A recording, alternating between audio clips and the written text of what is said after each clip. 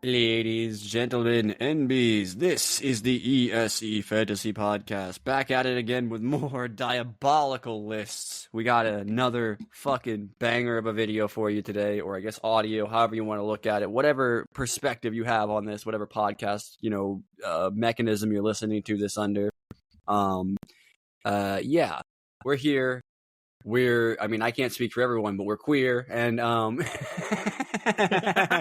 like those odds.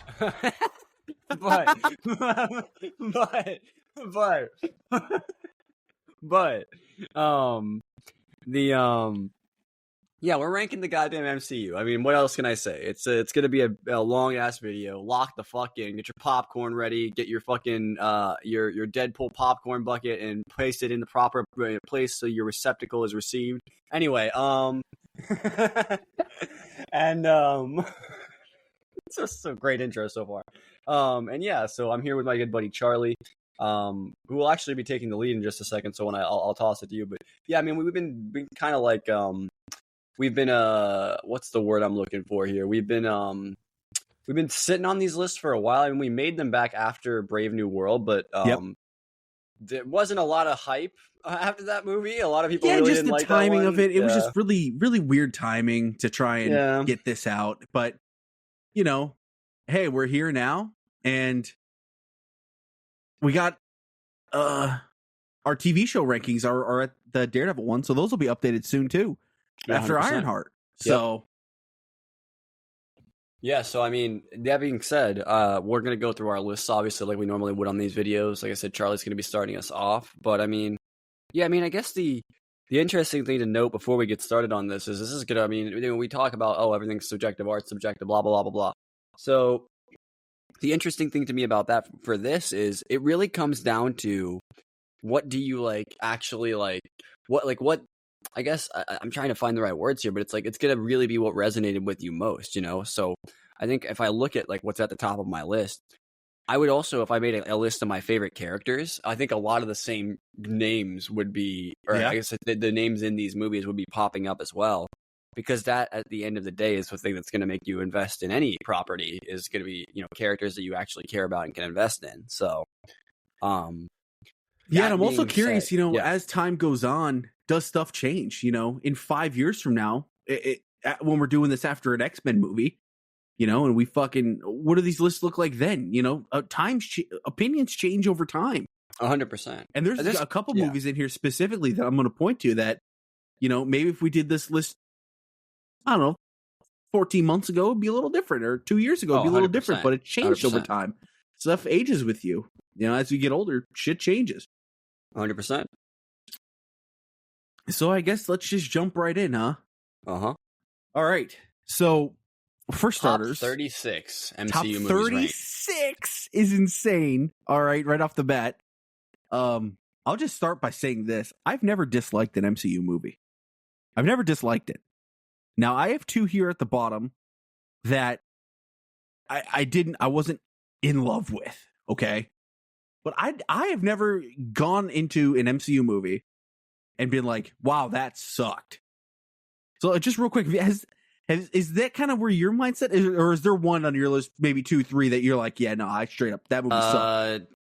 But that's just kind of where I'm at in terms of a mindset. I've never disliked an MCU movie. So I'm trying to think. There's probably at least one. It's not even and this is funny, I'll say this now, it's not in the bottom, but I think there's one that I just don't like that much, thinking about it more over time.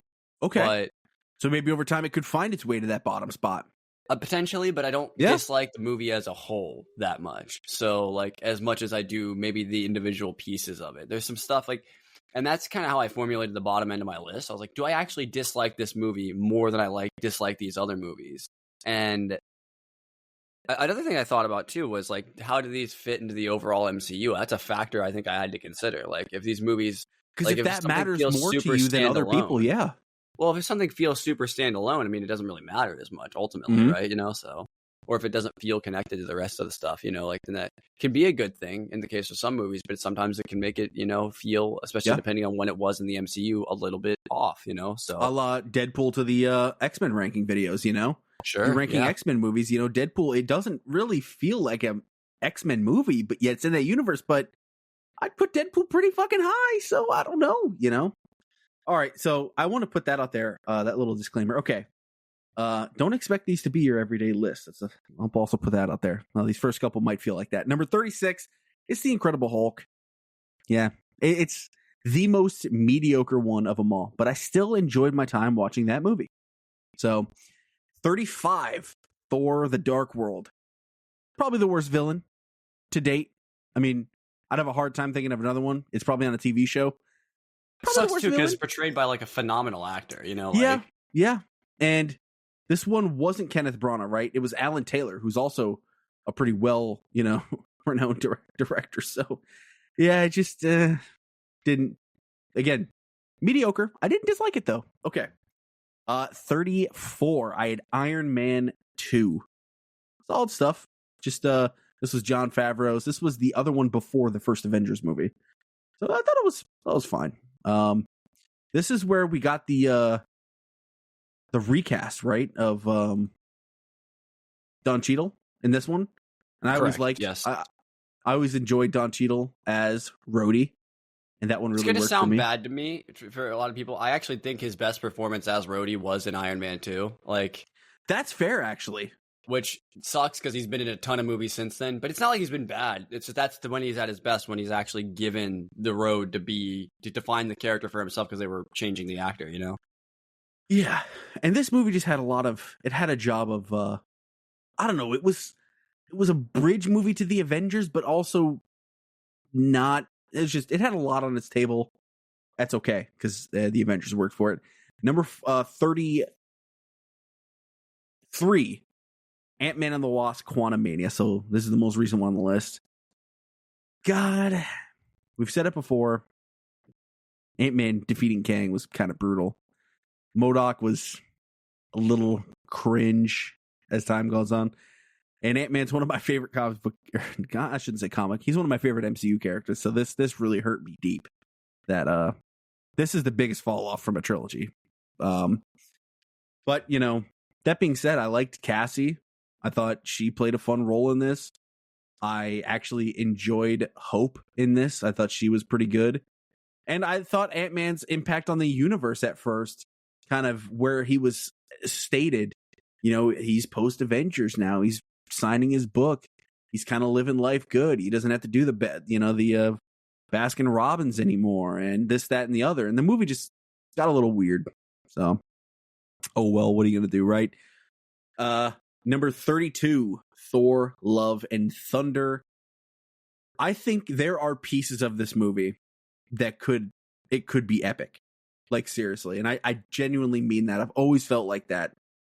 I just think somewhere along the way, those pieces got lost. Because I think at the beginning of that movie, when he's with the Guardians and you're introducing Gore and you bringing in Natalie Portman and this incredible story that she had with, the cancer and all that. And I genuinely feel there's pieces there of a great movie. I don't know what happened. So, but again, didn't hate it. I still gave it 3.5 stars. I can see my rankings on Letterboxd here. So I gave it 3.5 stars. So 31, Iron Man 3. Tony Stark's PTSD route, right? So good stuff there. Number 30. Basically kiss, kiss, bang, bang in the MCU, a lot of people will say, That's fair. That's a good point. Number 30, one of our more recent MCU movies was Captain America: Brave New World. Again, it was a solid movie. No problem with it at all. We just did a whole review on that. It was just a little choppy, right? And that's been as time's gone on, we've been able to see a little bit more and more why it was so choppy. But I love Sam Wilson.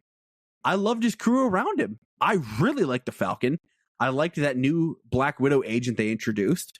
It was a solid flick. So, number 30. Putting it in the 30s feels fucking brutal, but that's just how loaded the MCU is. 29. Oh, Captain Marvel. What a fucking fun movie. Right out of the 90s. Samuel L. Jackson, Ben Mendelsohn getting to play those roles. I loved Captain Marvel so much, and it was the perfect time. Pre-Endgame, post-Infinity War. So awesome. Really good stuff there. 28, I had Spider-Man Far From Home. Peter, Mysterio, all of it. Really good stuff. Another rendition from John Watts that was awesome. 27. What's a Black Panther movie look like without your main character? It's a damn good movie. I had Black Panther Wakanda Forever at 27. Dude, Namor's storyline is just awesome. Shuri becoming the Black Panther is so emotional. The Queen was nominated for a fucking Academy Award for that portrayal. I love all the different locations. I will always, the music, I will always have a really happy place in my heart for this movie. Really enjoyed it. And Nakia was so good too. 26, Kenneth Branagh's Thor. This is as like, this feels almost like a different fucking universe of a movie. It's really it's really cool. This movie's pretty fascinating to me. It's just, this is when people knew the MCU was in for something special. They always knew after Iron Man, don't get me wrong, but I remember watching Thor that first time I did thinking, whoa. Because I hadn't seen the Iron Man movie at that point. Funny enough, I'd only seen Captain America. Okay, so that was 26, right? 25, Black Widow. Some of the most underrated cinematography in the entirety of the MCU. It is a truly beautiful movie. Worst part about this movie, it just came out at the wrong time. It was just a brutal, brutal time for it to come out. Everyone was kind of ready to move on. And I think that hindered people's relationship with the movie at the time. But it's so enjoyable. And this is where we got introduced to Florence Pugh as Yelena Belova. Her mom, Melina, David Harbour as Alexei. It sucks that like the original, who I'm going to refer to as the original Widow, like who I will say was like the basis for what they based the other Widows off of. I'm probably incorrect about that, but that's my headcanon, the mother. I wish she would get more like shine, because A, she was great in that movie, and B, I mean, I think she gets a dramatic fucking finale to herself. I mean, like, Black Widow just came out at a rough time for the MCU, It truly is, I think, more than any movie came out at the worst time possible. And imagine that comes out like right after the first Avengers. It was also the COVID movie. Like, most people didn't I didn't see it in theaters. I didn't. We both were like, hey, you want to go see that? And we were like, nope. It sucks. I mean, it just came out at the worst fucking time. But truly, guys, if you've only seen Black Widow once, it is so underrated. It is such a visually beautiful movie. And I know, there was a really bad VFX at the end. I don't care. Everything else was so good. So that was 25 for me. 24, Doctor Strange. Come on. What a blast of a movie. Also, Black Widow had a weaker villain. Doctor Strange had a weaker villain. That kind of does hinder these movies. That's why they might be a little lower now that I'm thinking about it. Maybe I just wasn't in love with the villain that we got. But this is such a fun... Caecilius isn't anything to write home about or anything. He's just evil Doctor Strange, Yeah. But, just him becoming Doctor Strange, it was just a fun route, right? That was 24, I believe. 23, Avengers Age of Ultron. One of those movies that every time you watch it, it hits a little bit harder. Ultron is awesome. That voice, who's that voice? James Spader. Oh man, he's so good. This is where we're introduced to Wanda, right? So, yeah, I've always loved this movie. It's that scene where they're all just hanging out and shooting this shit. Like, dude, come on. So that's good shit. That's 23. 22, I had the original Iron Man. Come on. You can't have a universe without the first one, right? I have to just say, as a person who is a massive fan of the original Iron Man, what number do you have it at? I had 22. You're assuming fucking Black Widow's insane. 25. This is where it all started. But go ahead. Exactly. That's what I was about to say. This is where it all started. You can't have a universe without your first. This is an incredible movie. And throwing the beginning in the middle is just crazy to me. Yeah, but dude. hey, Obadiah. we don't get the Stane's rest of it without it. That's crazy. Obadiah Stane's still some incredible fucking build this with a box of scraps and a K. He's great. Gwyneth Paltrow. Yeah, I mean, Tony Stark is the MCU. Tony Stark is Iron Man. Tony Stark is Iron Man. I love Iron Man. It's such a fun movie, and I rewatched it. I wonder if I logged the day I did. No, maybe I didn't. 7 months ago I rewatched it. What a great movie. So that's a fun thing about Letterboxd. You can see that shit. Iron Man at 22. Number 21, I had Doctor Strange in the Multiverse of Madness. This was a really fun movie. Sam Raimi, you could feel his stamp on this movie. And I'm a Sam Raimi guy. I'm not like a super Sam Raimi nut, but I dig the guy's fucking films. I think he has a nice touch. And I thought just taking what we did in WandaVision to get to this, I loved it so much. I love Wong, one of my favorite side characters. Something the MCU does so well is all of these side characters are always so fucking great. And yeah, this movie, it was out there. It was awesome. It worked for me on every level. And yeah, it's a movie I watched a few fucking times. So that was at 21, Multiverse of Madness. All right, top 20. Captain America Civil War at number 20. Come on, this is like an Avengers. This is Avengers 2.5 straight up, right? This is a Captain America movie, but this is Avengers 2.5. I mean, this is a really good movie. I believe, correct me if I'm wrong, introduction to Black Panther in this, right? Correct. Which he went on to have introductions to Black Panther and Spider-Man in this movie. Yes, and Spider-Man. And they went on to be fucking awesome in their respective movies following this. So yeah, no, I this movie worked for me on every level. And I've been ragging on some of these villains recently. I loved Zemo in this. I loved his motivations. I loved his mindset. He felt real in this world. I love the politics of it too, the Sokovia Accords and all that. And just a really fun movie. Okay, so that was number 20. 19, Black Panther. I was a little late to Black Panther, but when I saw it, I was all in. I was obsessed with Wakanda. I was obsessed with the technology, learning the just things about this world. Killmonger, come on, man, how good! Killmonger might still be a top 5 villain in the MCU, including the TV shows. Like, Killmonger is that good, and he was written so well. Ryan Coogler just popped out Sinners this year. So good. So that was 19, Black Panther. 18, Deadpool and Wolverine. We did a review on this last year. Just a blast of fun, right? Deadpool's a great time. Wolverine's a great time. And Gambit was awesome in this as well. I love seeing X-23. Okay, number 17.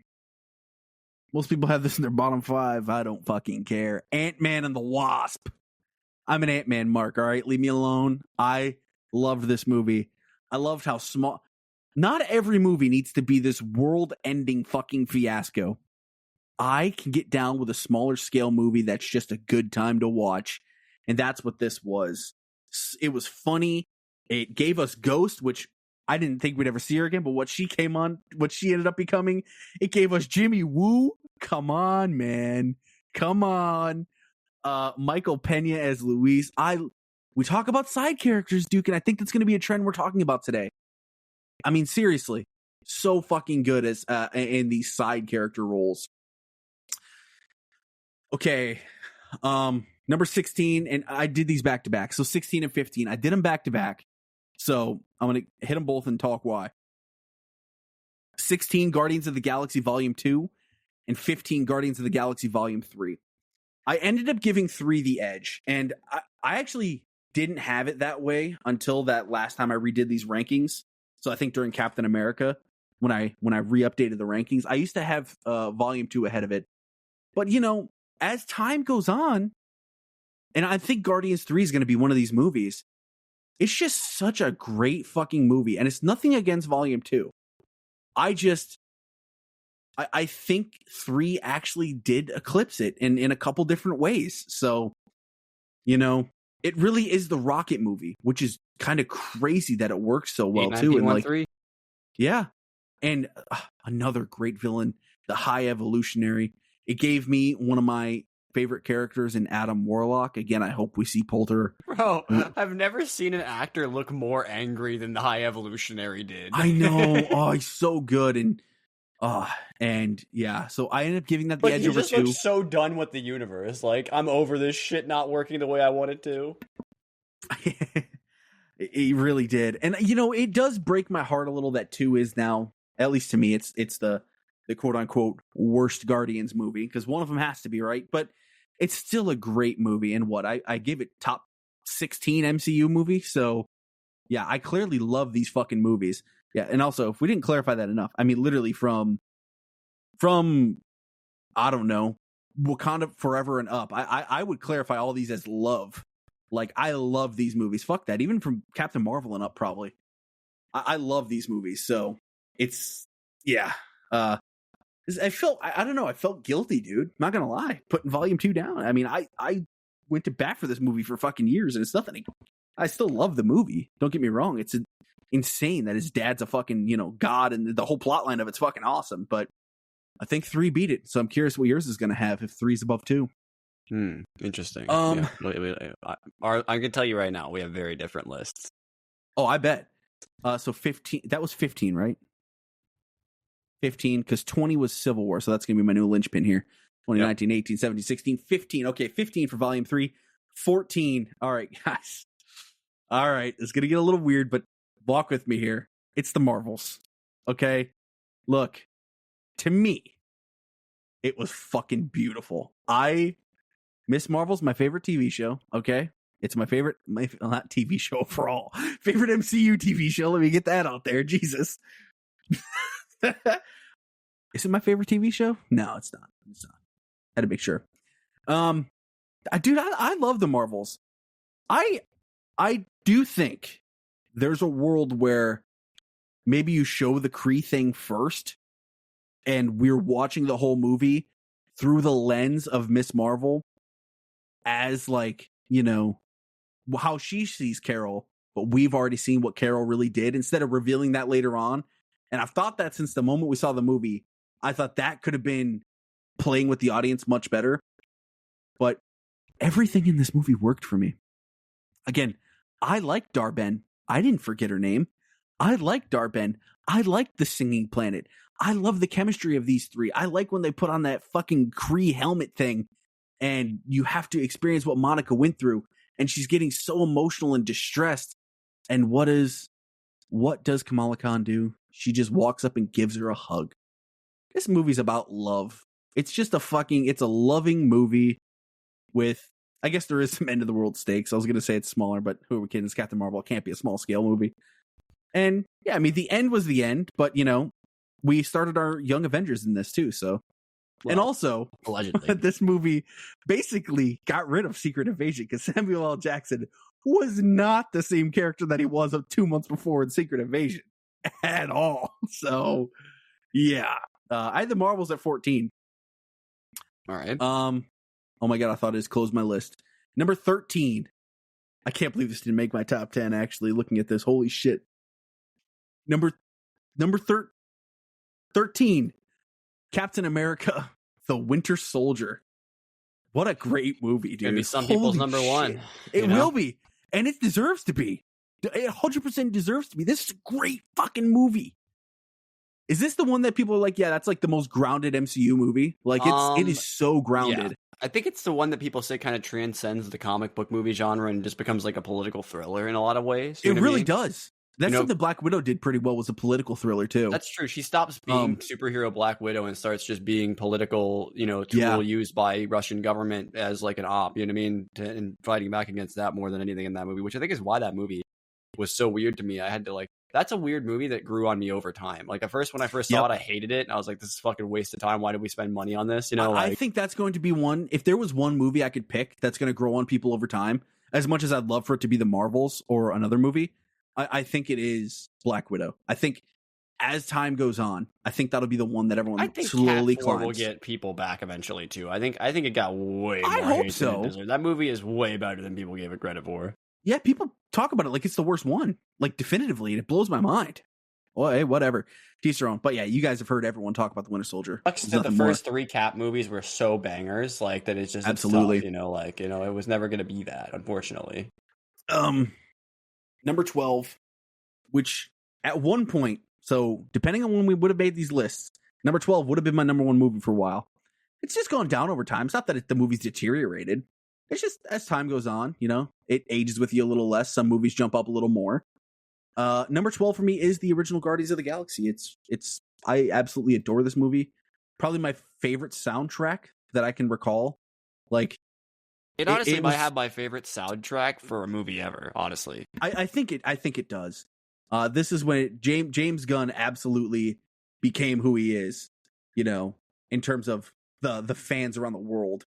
You're not gonna like this. I think as a directing as a director, right? Just directing, only doing that part, not managing larger parts of a universe like he does do later on for Marvel as the Cosmic and then eventually for DC, right? When he's just making movies, this to me as a director, I think is the peak of directing that James Gunn ever hit in the MCU was Guardians 1 because everything was firing on all fucking cylinders, dude. It's all kind of insane. Yep. To me, it will always be my favorite Guardians movie. I mean, unless they make a Guardians 4 and it's better. But I mean, I put that at characters that nobody had any fucking clue who they were, except for like random comic fans, and then made them into the most beloved characters or maybe beloved team in the MCU. I mean, what an insane task that he completed. The movie was so good, people didn't even know it was Marvel. They had no idea. They thought it was just a ragtag group of fucking fun people. But so yeah, the Guardians movies, if you can't tell, I love these movies. 12, 15, and 16. So I absolutely love that trilogy. Number 11. Now, I mean, from Guardians up, we're really getting into the crazy shit here. This is the cream of the crop, as who is it that used to say that back in the day? Was that Macho Man that said that, or was it somebody else? Number 11, Captain America: The First Avenger. To me, the number 1 Captain America movie. Dude. Star Spangled Man with the plan. Like, dude, come on, dude. Actually, so I just good. want to check really quickly to see which one if it's not it, I won't spoil it. But I think I might have had that one ranked as my highest one too on my list. Dude, that would be awesome.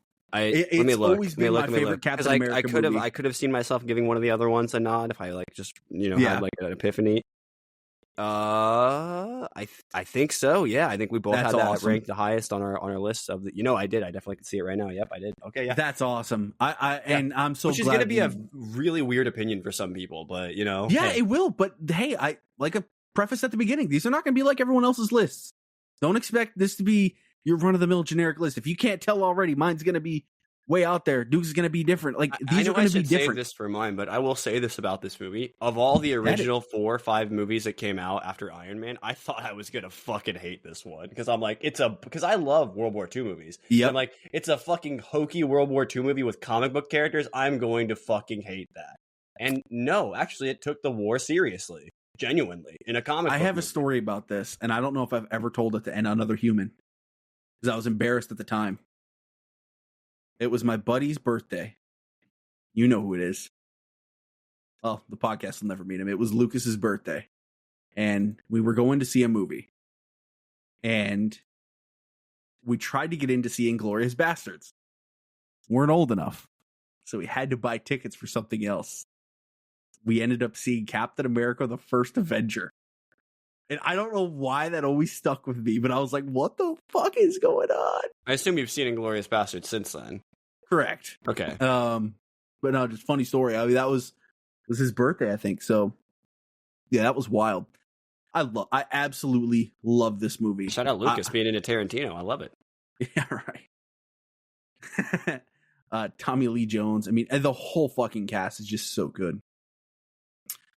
Top 10. Okay. Absolute best of the best. The top 10 MCU. Number 10, the original Avengers. I mean, it's the culmination of it, right? It's the culmination of the first fucking arc. It's just awesome stuff. I know a lot of people still put this at like their number 1. I can respectfully agree. I can see why you do that, but I have always loved this movie. The flip. Okay, first off, just seeing them all together and in the order that they came together, it made sense. It was awesome to see it happen. Like, how do you incorporate this into the world? It was great. Peak fucking. I mean, Thor was so good in this, dude. I always loved Steve and Tony's banter together. You know what's fucking hooked me on this movie though right away? Loki coming in, fucking like flipping Clint onto his side. Oh, dude, you can rewatch that right now. It hits. We talk so about good. aura farming a lot on our shows. There's not many more aura farming moments than Loki's entrance in the original Avengers. Like, yeah, I am a massive Loki fan, and his villain performance in this, it might be my favorite MCU. I know Thanos is probably going to get the edge in most of that, but I think before Thanos and Killmonger, Loki was the default go-to. Yeah. When there was like the sea of just kind of big gray villains, as people jokingly called them for a long time, where they were just the evil version of whatever the bad or the good guy was. Correct. You had Loki stand out as this like iconic in both Thor 1 and in this movie. He stands out. I mean, he grew from Thor 1. I mean, Loki is the reason this movie's so high for me. But yeah, number 9. Thor Ragnarok. Taika Waititi's fucking just banger in the MCU. Still not my favorite movie of his. That is Jojo Rabbit still. But just his combination of comedy mixed with the badass action that he gave us, mixed with the deep heart of this story, to be honest. And I thought I don't know if people agree with this, but to me, this was Thor's best movie. This is the movie Thor is best in, I should say. I think this is his best. I know a lot of people point to the first one. I think Taika fucking nailed him, to me. I loved Hela. I loved Hulk. I loved Valkyrie. The passing of Odin and all of that. Korg. Side characters, I know, yet again. But Korg, dude. I'm looking at Korg right now. As you can see. I got a fucking Funko Pop staring at me right now, dude. Like, that's my guy. So, number 9, Thor Ragnarok. How come Number Korg's 8, not been added to Marvel Rivals as a tank? What's going on there? He should be. Imagine every time you punch him, like a rock falls off. His kit would just be the thing. Who are we kidding? Number 8, Spider-Man No Way Home. What a movie, man. I mean, come on. What a fucking movie. What a great time. Is there any movie that's more of a great time than this? In terms of just fun? I mean, probably, but I mean, in Marvel and the MCU, I don't think there is to me. This is just a goddamn fucking blast. And yeah, I dug it, man. Seeing them all together. Look, I'm a Spider-Man mark. All right. I'm not afraid to admit it. I really loved it. So that was number.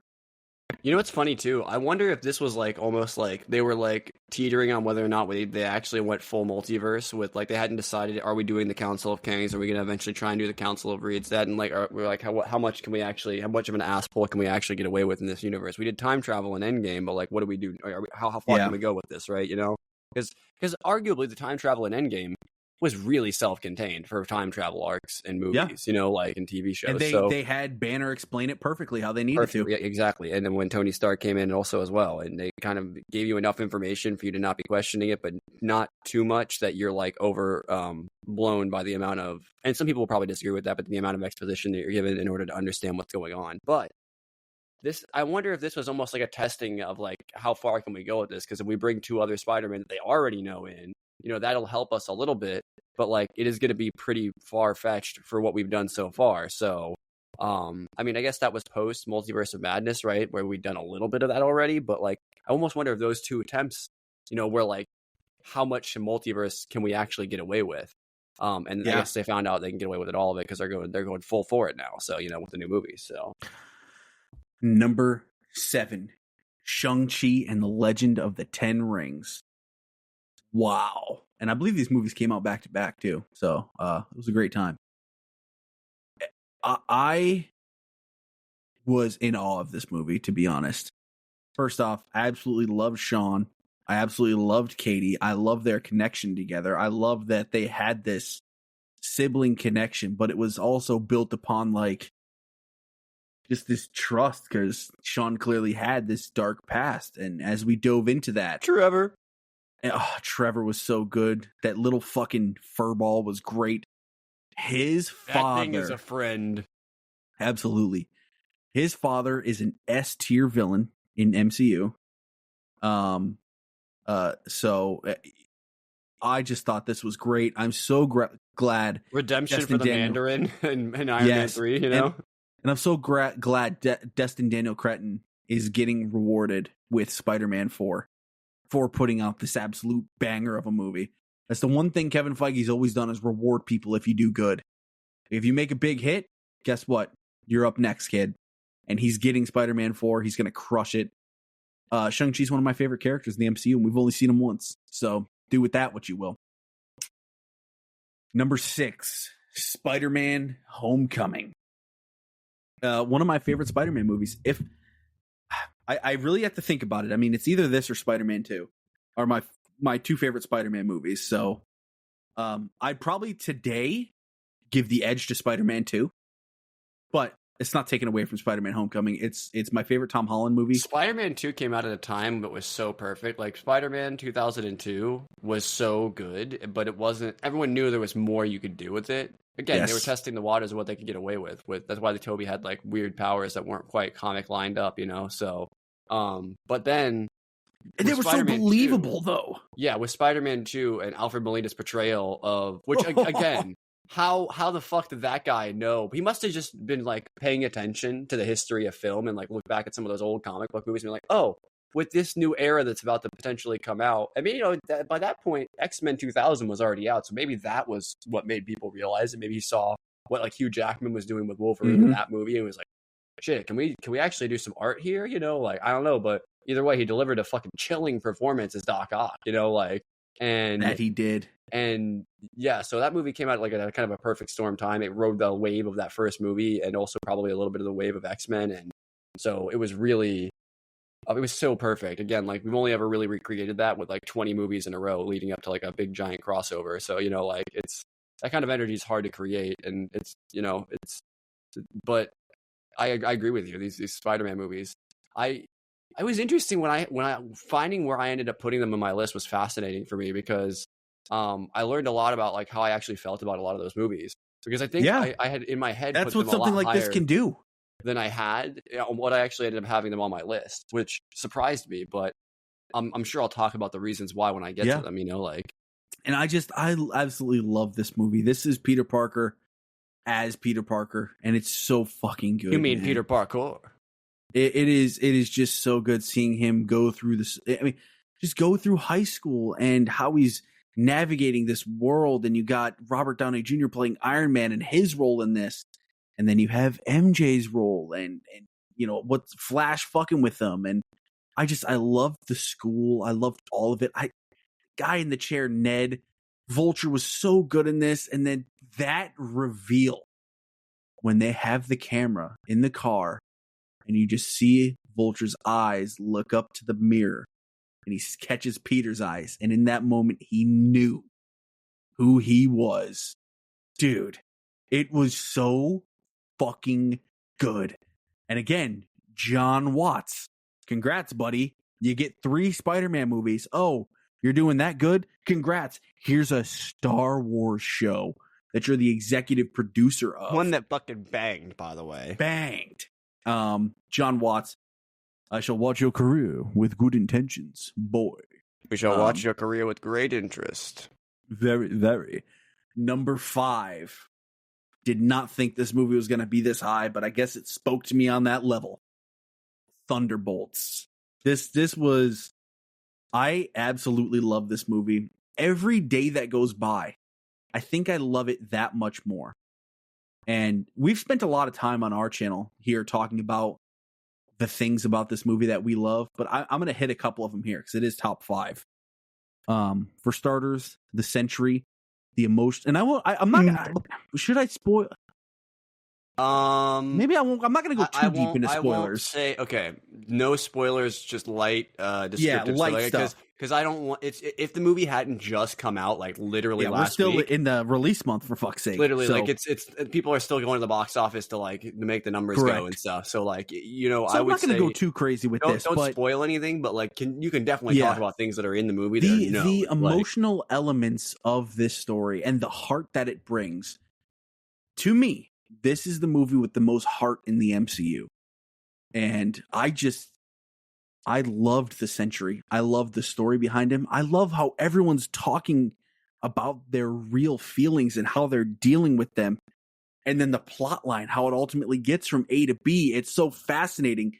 To me, this movie has the best pace in the MCU. The cinematography is just gorgeous. They actually took like some real time to like, you could tell this was crafted by someone who cares a lot. And I don't, and I'm not saying that like, so Spider-Man Homecoming, before he didn't care. No, I'm just saying this came out at the perfect time with someone who he cared a lot, and it's so good. Side characters, Mel, she doesn't get the most, right? But yet what she gets, she fucking eats that screen up. And it really worked for me. We've talked a lot about John Walker and his portrayal, kind of your sympathetic straw man of the MCU, and just how he deals with that. And Yelena Belova, I actually called her the actress name, the character's name, Florence Pugh, puts on the best acting performance to me in the MCU. So it's little things like that. I love Bucky. I mean, look where Bucky's at on my list. He's high everywhere. Von Bucklet. I'm a Bucky guy, all right? You're a Buckinator? I am a Buckinator. Really good movie. And again, like I mentioned in my top 20 already, I love Ghost. And also, one of the most underrated things about this, because I didn't even know the fucking guy was in the movie, Wendell Pierce playing Congressman Gary. Like, what? Wendell Pierce is in for a hell of a year. What? I can't wait to see him in Superman as Perry White. That's going to be awesome. Yeah, no, Thunderbolts to me. I think this scratched an itch that the next movie I'm about to talk about, it did in a similar way. And that's number 4. You point to me a list that has this movie in the top 4, and I'll fucking give you a handshake. Number 4, I have Ant-Man. Dude, this is a movie where the night I bought the movie, I bought it on my fucking Xbox. I watched it. I got up, took a piss, watched it again. Tell me. You know how much you gotta like a movie to fucking do that? I was in disbelief. I'm like, this movie's been hiding from me this long? What is happening? Why does no one talk about this movie? I love Paul Rudd. I loved his dynamic with Dr. Hank Pym and how they played it together. Okay, Sam Wilson's fun role in this, and this is where we're introduced to Michael Pena, where we're introduced to Kurt, Dave, all these, great side characters that are there. Yellow Jacket. This was the first appearance after Captain America 2 of the Falcon. I forgot, and it's the first time we see him in his Falcon. Well, we saw him in his Falcon. You're kind of in Winter Soldier, dude, but and fucking Scott embarrasses him, and he has to deal with that. Yeah. And to this day, and we're gonna see this in Doomsday. The reason fucking Captain America is gonna recruit Ant-Man on his side is because of this goddamn movie. Now I will say this: 11 years later, that's fair. I actually really like this movie a lot more, I think, than a lot of people do. Because I think a lot of people like it, but I don't know how high they'd have it ranked in their list. I will say I didn't have it in my top 20. I just looked at it just to clarify because I knew it was going to be a far distance between ours. But I will say this: I sat down and I watched this movie when I was still watching MCU movies with my mom, like on home video, essentially. And so that has like a special like memory for me, just the connection with my mom. But but now that I'm listening to you talk about it, I'm remembering now. One of the fun things about that too is that it pays off all the training that Scott's been doing throughout the first portion of the movie. It makes it feel like it actually mattered. Yes, and oh my god, the first time he puts on the suit, and he goes into the fucking shower and he falls through. Like, guys, this is such creative shit, and it feels straight out of a comic book for one. Yeah, and I just thought it was so great. I enjoyed the storyline, and it worked for me, and it I've always had a special place in my heart for this fucking movie. So, all right, top 3. Top the fucking cream three. of the cream of the cream. Cream of the cream. Back to back. You got to do these in a same pairing. Number 3, Avengers Endgame. Number 2, Infinity War. You know, they always get separated just that little bit, right? They're both absolutely incredible movies, but you guys have probably heard this a million times from other people. I think Infinity War, just if I was to watch, I think it's just a tiny bit better. It's also not 3 hours, you know? Yeah, it's also not 3 hours. It's an easier fucking digest, but they're close, both but just not exactly, you know, like Avengers Endgame is an epic that don't know if it'll ever be achieved again. I hope it does.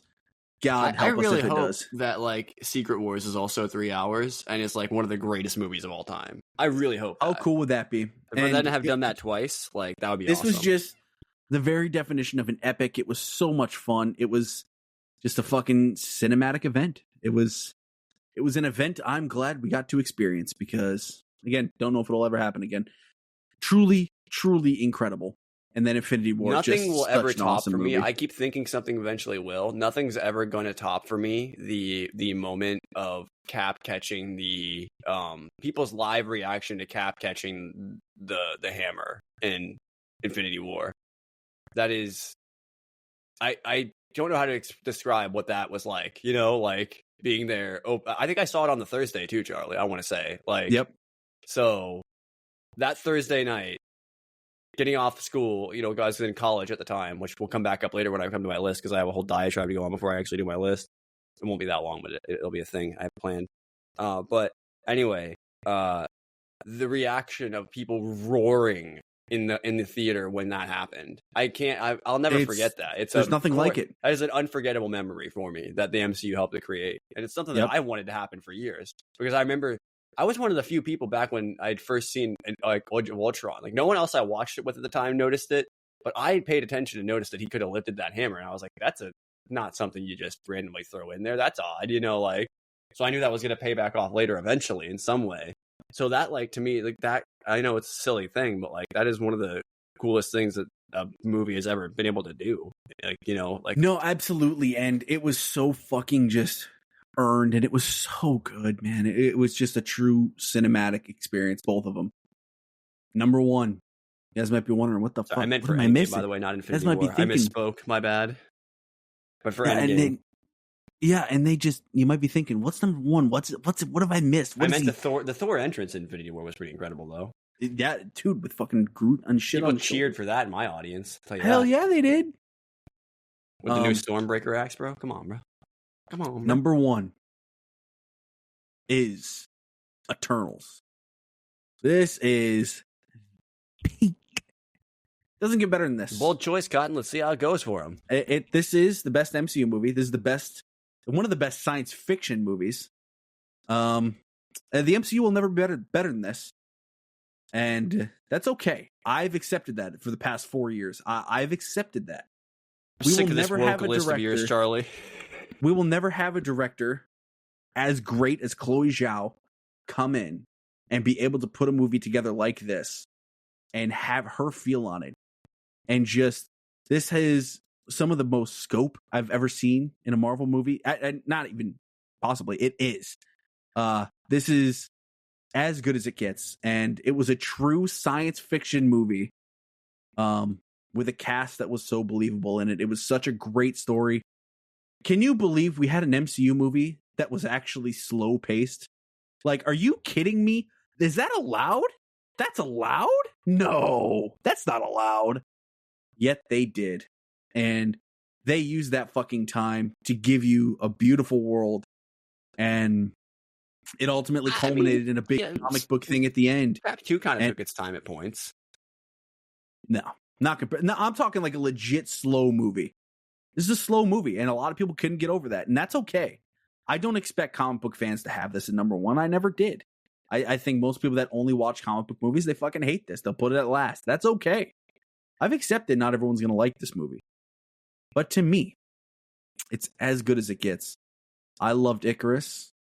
I loved all of them. I loved Kingo. I loved Makari. Makari and Druig's relationship was great. Icarus and Cersei's relationship was great.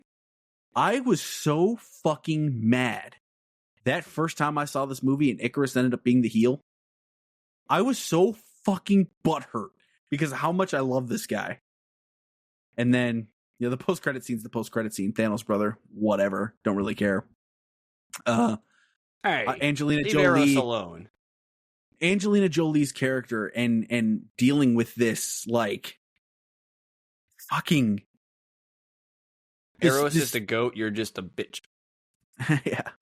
No, but she's got this mad weary, and it's like eating her brain alive, and she can't tell if her memories are her own or if they're being like, what is happening with her. And it's a real, like Thunderbolts. It's a kind of a take on, what happens when a person's losing their mind, and people around her choose her to love her. And, Don Lee playing Gilgamesh, he just, how he related to her is just, it's a beautiful movie. Yeah, the Deviants aren't the greatest. I don't really care. The Deviants aren't the story of the movie. They were a little added element of what the guy put on what he put on Earth. Like, it is what it is. And Arishem, how cool is Arishem? How fucking great is Arishem? Judgment Day is coming, motherfuckers. So, yeah, fuck you guys. Tell me, you ever seen Eternals at number 1 on the list? Unironically, I don't fuck around. Told you my list isn't going to be like anyone's you've ever seen. Fuck you, buddy. Duke, that was my list. I went through the whole goddamn thing. 36-1. That was a lot. I had to use a lot of brain power for that. Good luck. Yeah. You're up here, Chief. Yeah, so I'm going to say this. For I think about the first, 8 or 7. No, actually, for the first 5, we're going to be pretty similar. And then all hell breaks loose. So prepare yourself. That's what I love. All right, at number 36, we have the Incredible Hulk. Yeah, I don't care about this movie. All right, here's the thing: if Ed Norton had gone on to play the Hulk, right, I would care about it more, but he didn't. That does impact it. Phenomenal actor, love him in many other things that he's been in. Great stuff. Phenomenal in the fucking Bob Dylan movie. Yep, Complete Unknown. Glass Onion, he was great. Oh, he was awesome in Glass Onion. Come on, Fight Club. I mean, of course, Fight Club. Probably the most iconic performance of his, at least that I love. For me personally, I'm sure some other people will say some other stuff, but I really like that one. Yeah, but just not my favorite Thor. Not even my favorite Hulk movie. I said Thor, not my favorite Hulk movie. I think some of the older Hulk movies I even like better than this. I think Brave New World's a better Hulk movie. Unironically, yeah. I mean, even though the Hulk's not in it, yeah. Even though I don't consider that to be a Hulk movie, if it was I consider it to be better. Here's the better adaptation of the Hulk. How about that? Here we go. Send it. I'll co-sign on that, right? All right, number 35. We have Thor: The Dark World.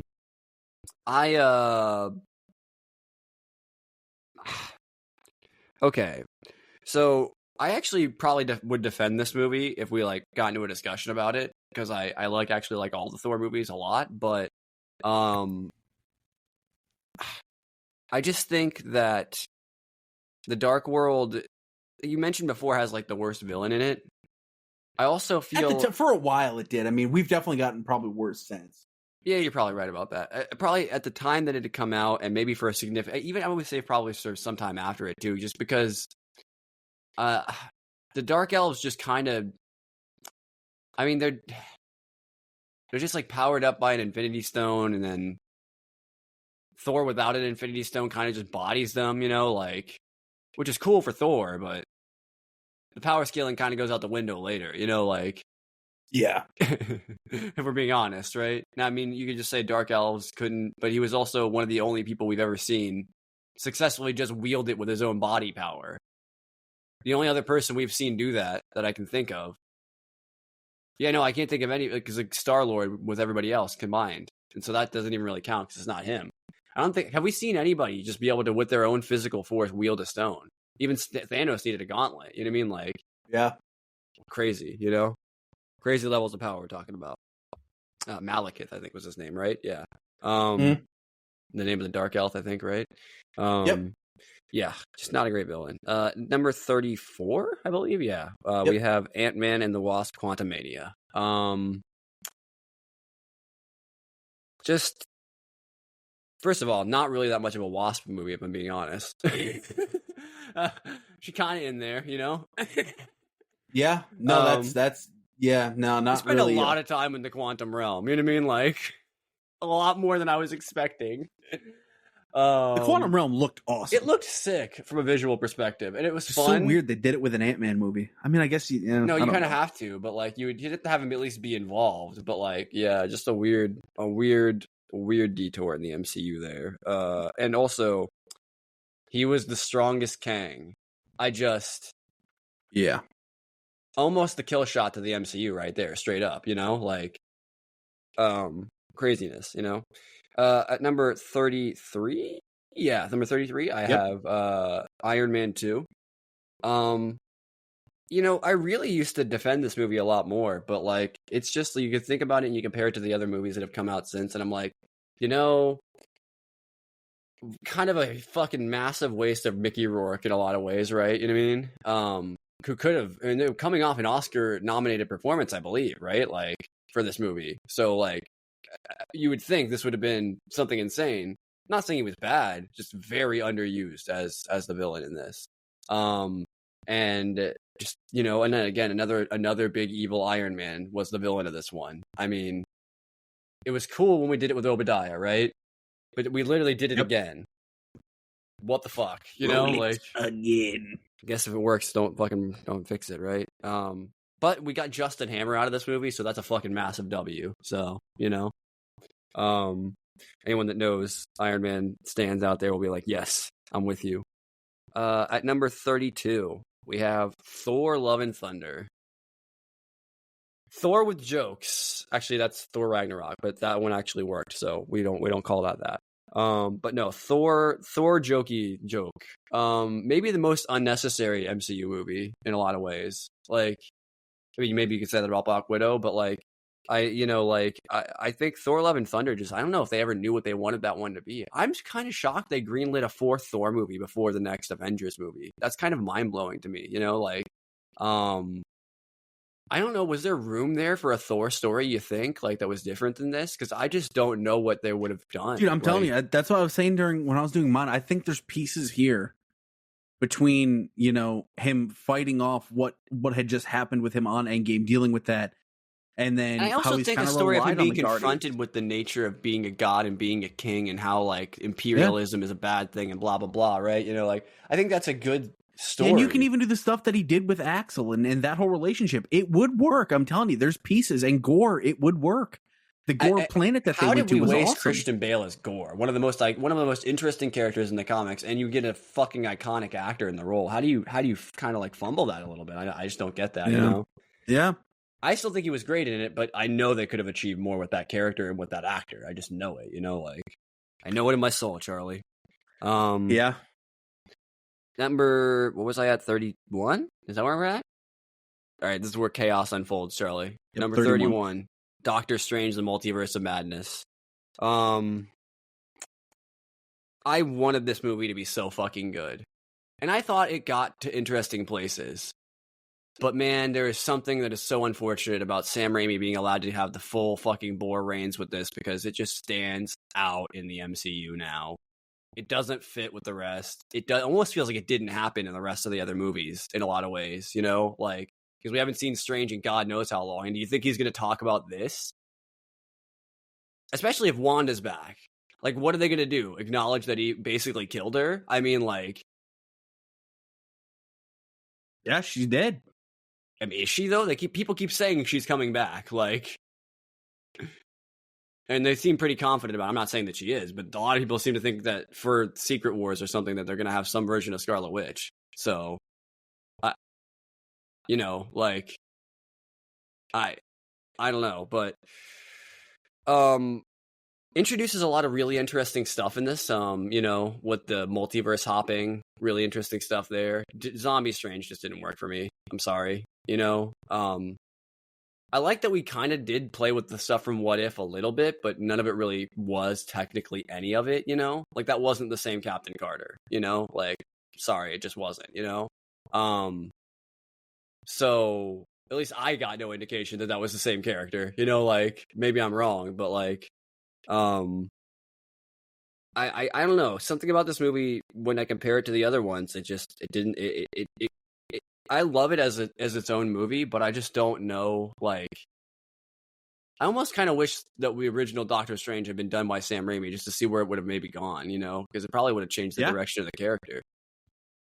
And knowing what I know about comic Strange, it does feel a little bit more in line with that. But I think specifically MCU Strange has had a certain kind of characterization that I don't know that he really ever felt like that to me in this. Maybe I'm wrong, but like there was parts of Doctor Strange 1 that I feel like we never got back to. The experimentation with spells, and he does that stuff in like the Spider-Man movie that he's in. And I don't know. Kind of a weird little like bump in the road for Doctor Strange here. I wish we'd gotten more from Wanda, because it feels like we spent the entire show of WandaVision building her up, right? And then she just dies. It's like, okay. Yeah. She did. At number 30, I have Captain America Brave New World. Had so much potential. I really liked it, but I have liked it less and less over time since seeing the movie, especially after the release of Thunderbolts, because it's great, but man, it really sucked that this movie had to basically be rewritten because it was originally obviously not good. That's what I was taking away from it. It was not a good movie before Kevin Feige came in and changed things, or maybe it was a good movie and maybe some of the changes kind of like fumbled things up a little bit.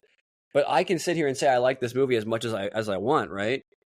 But the majority of people out there don't agree with me, And so I have to at least acknowledge that. It doesn't change my opinion, but I have to at least acknowledge that this one isn't as liked as some of the other movies.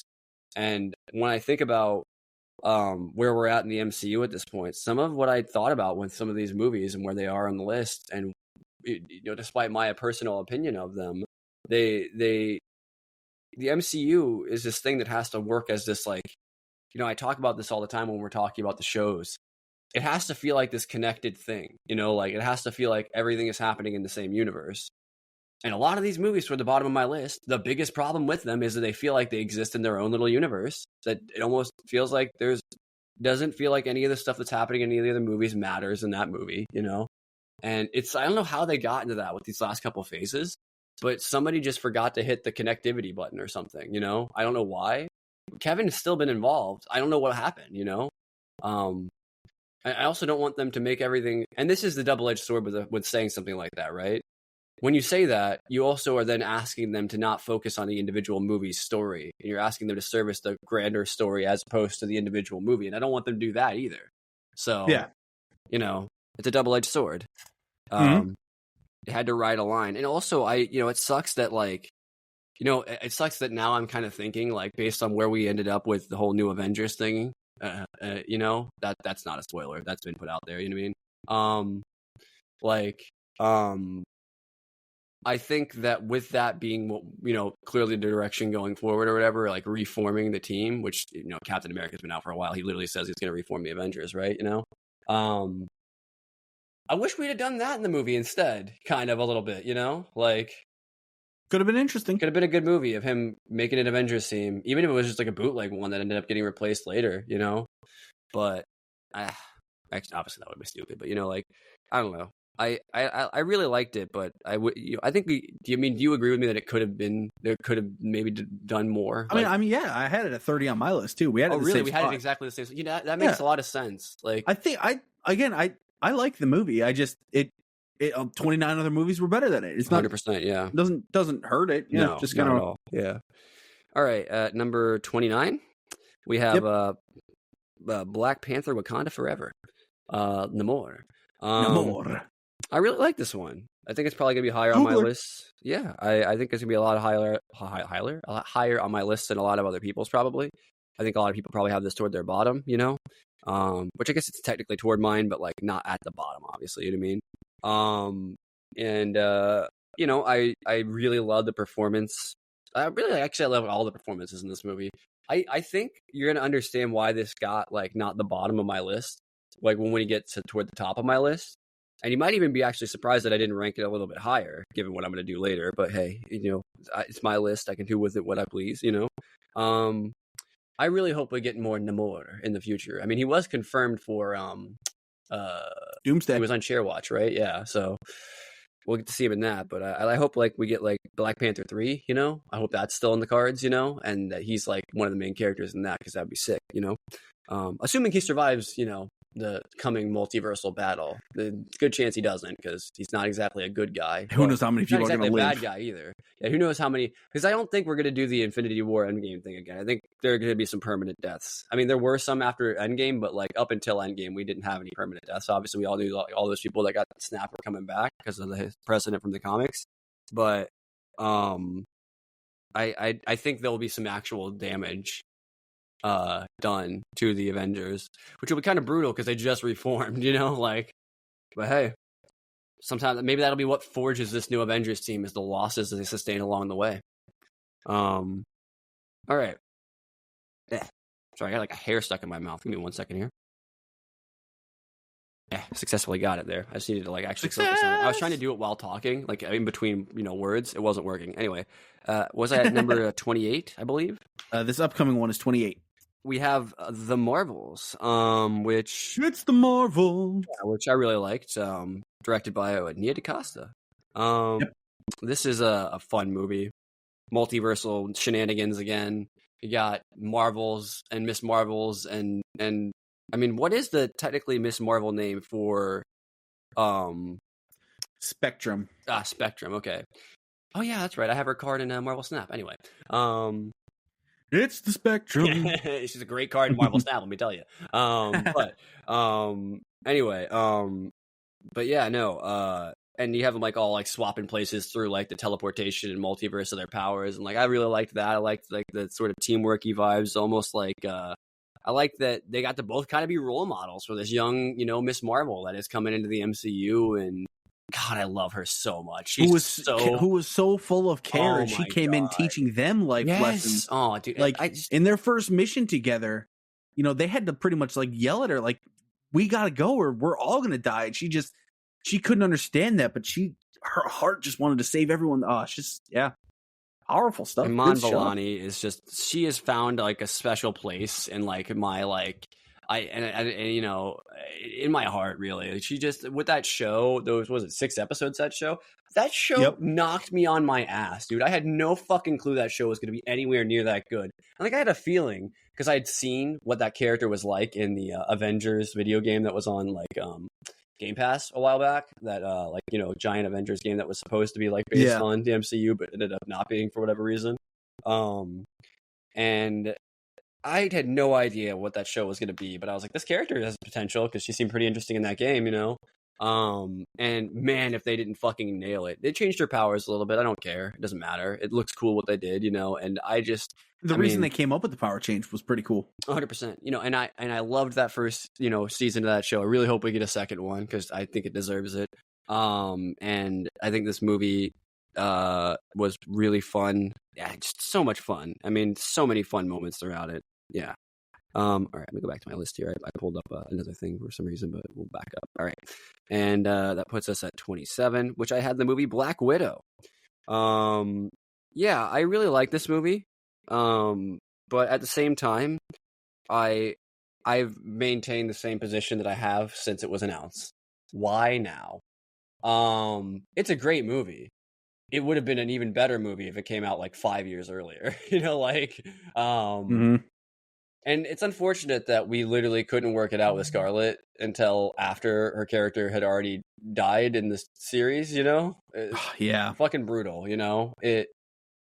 I imagine that would have hurt the box office even if there had been nobody going out to the movie, as much as it sucks to say. Like, but I don't know that, so I won't pretend like I know that for a fact. But that was my anticipation before the movie came out when we were just speculating.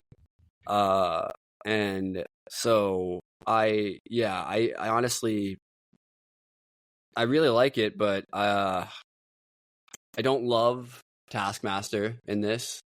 I actually think Taskmaster is better in Thunderbolts, as insane as that's going to sound.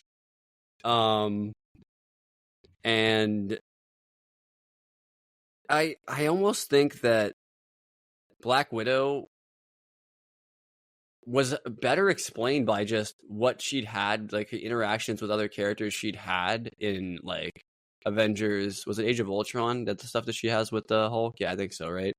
And stuff in Cap 2, where she has interactions with Cap and various other characters that she's interacted with across the different movies and stuff like that. We get a decent idea of who she is without needing to go into the deep backstory, which is actually why it was so easy for them to do it, because they already pretty much said most of what had happened with her, so it was just actually showing it in like gory detail, which I do appreciate. We talked about up until probably Thunderbolts, this had some of the best cinematography in the MCU. Just experimentally good stuff, and you mentioned the weird CGI, but who cares, there's lots of weird CGI all over the MCU. Yeah, with fucking COVID VFX, it got fucking just ramshackled. It was brutal, but yeah. All right, I fucking completely lost. I think we were at... That was 27. I'm glad you're paying attention. At number 26. I'm keeping a note for you, because I noticed I was struggling a little bit. Yeah. So at number 26, we have Avengers Age of Ultron. What? An Avengers movie this far down? Yep, it happened. I told you this list was going to be diabolical. Here we go. And what I have ranked above this, you're going to be like, excuse me? But hey, it's fine. Because I had Age of Ultron, I believe, at 23. Okay, so it's not that far off. So I was a couple higher than you. Yeah.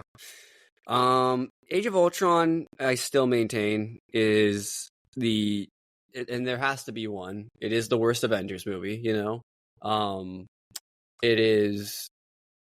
It's for me anyway, I should say, and it's just because even though we get some cool characters introduced in it and we have a dramatic moment that's really iconic in the MCU, I just don't love this version of Ultron that much, I'll be honest. And I like James Spader. Yeah, that voice was fucking... It's great, so but I don't know. It just feels like, maybe this is just me knowing now too much about the character, but like Ultron is supposed to be such an endgame type of villain, you've seen the versions of him like that they've done in What If, right? Like that's much more in line with like what kind of character that Ultron actually is.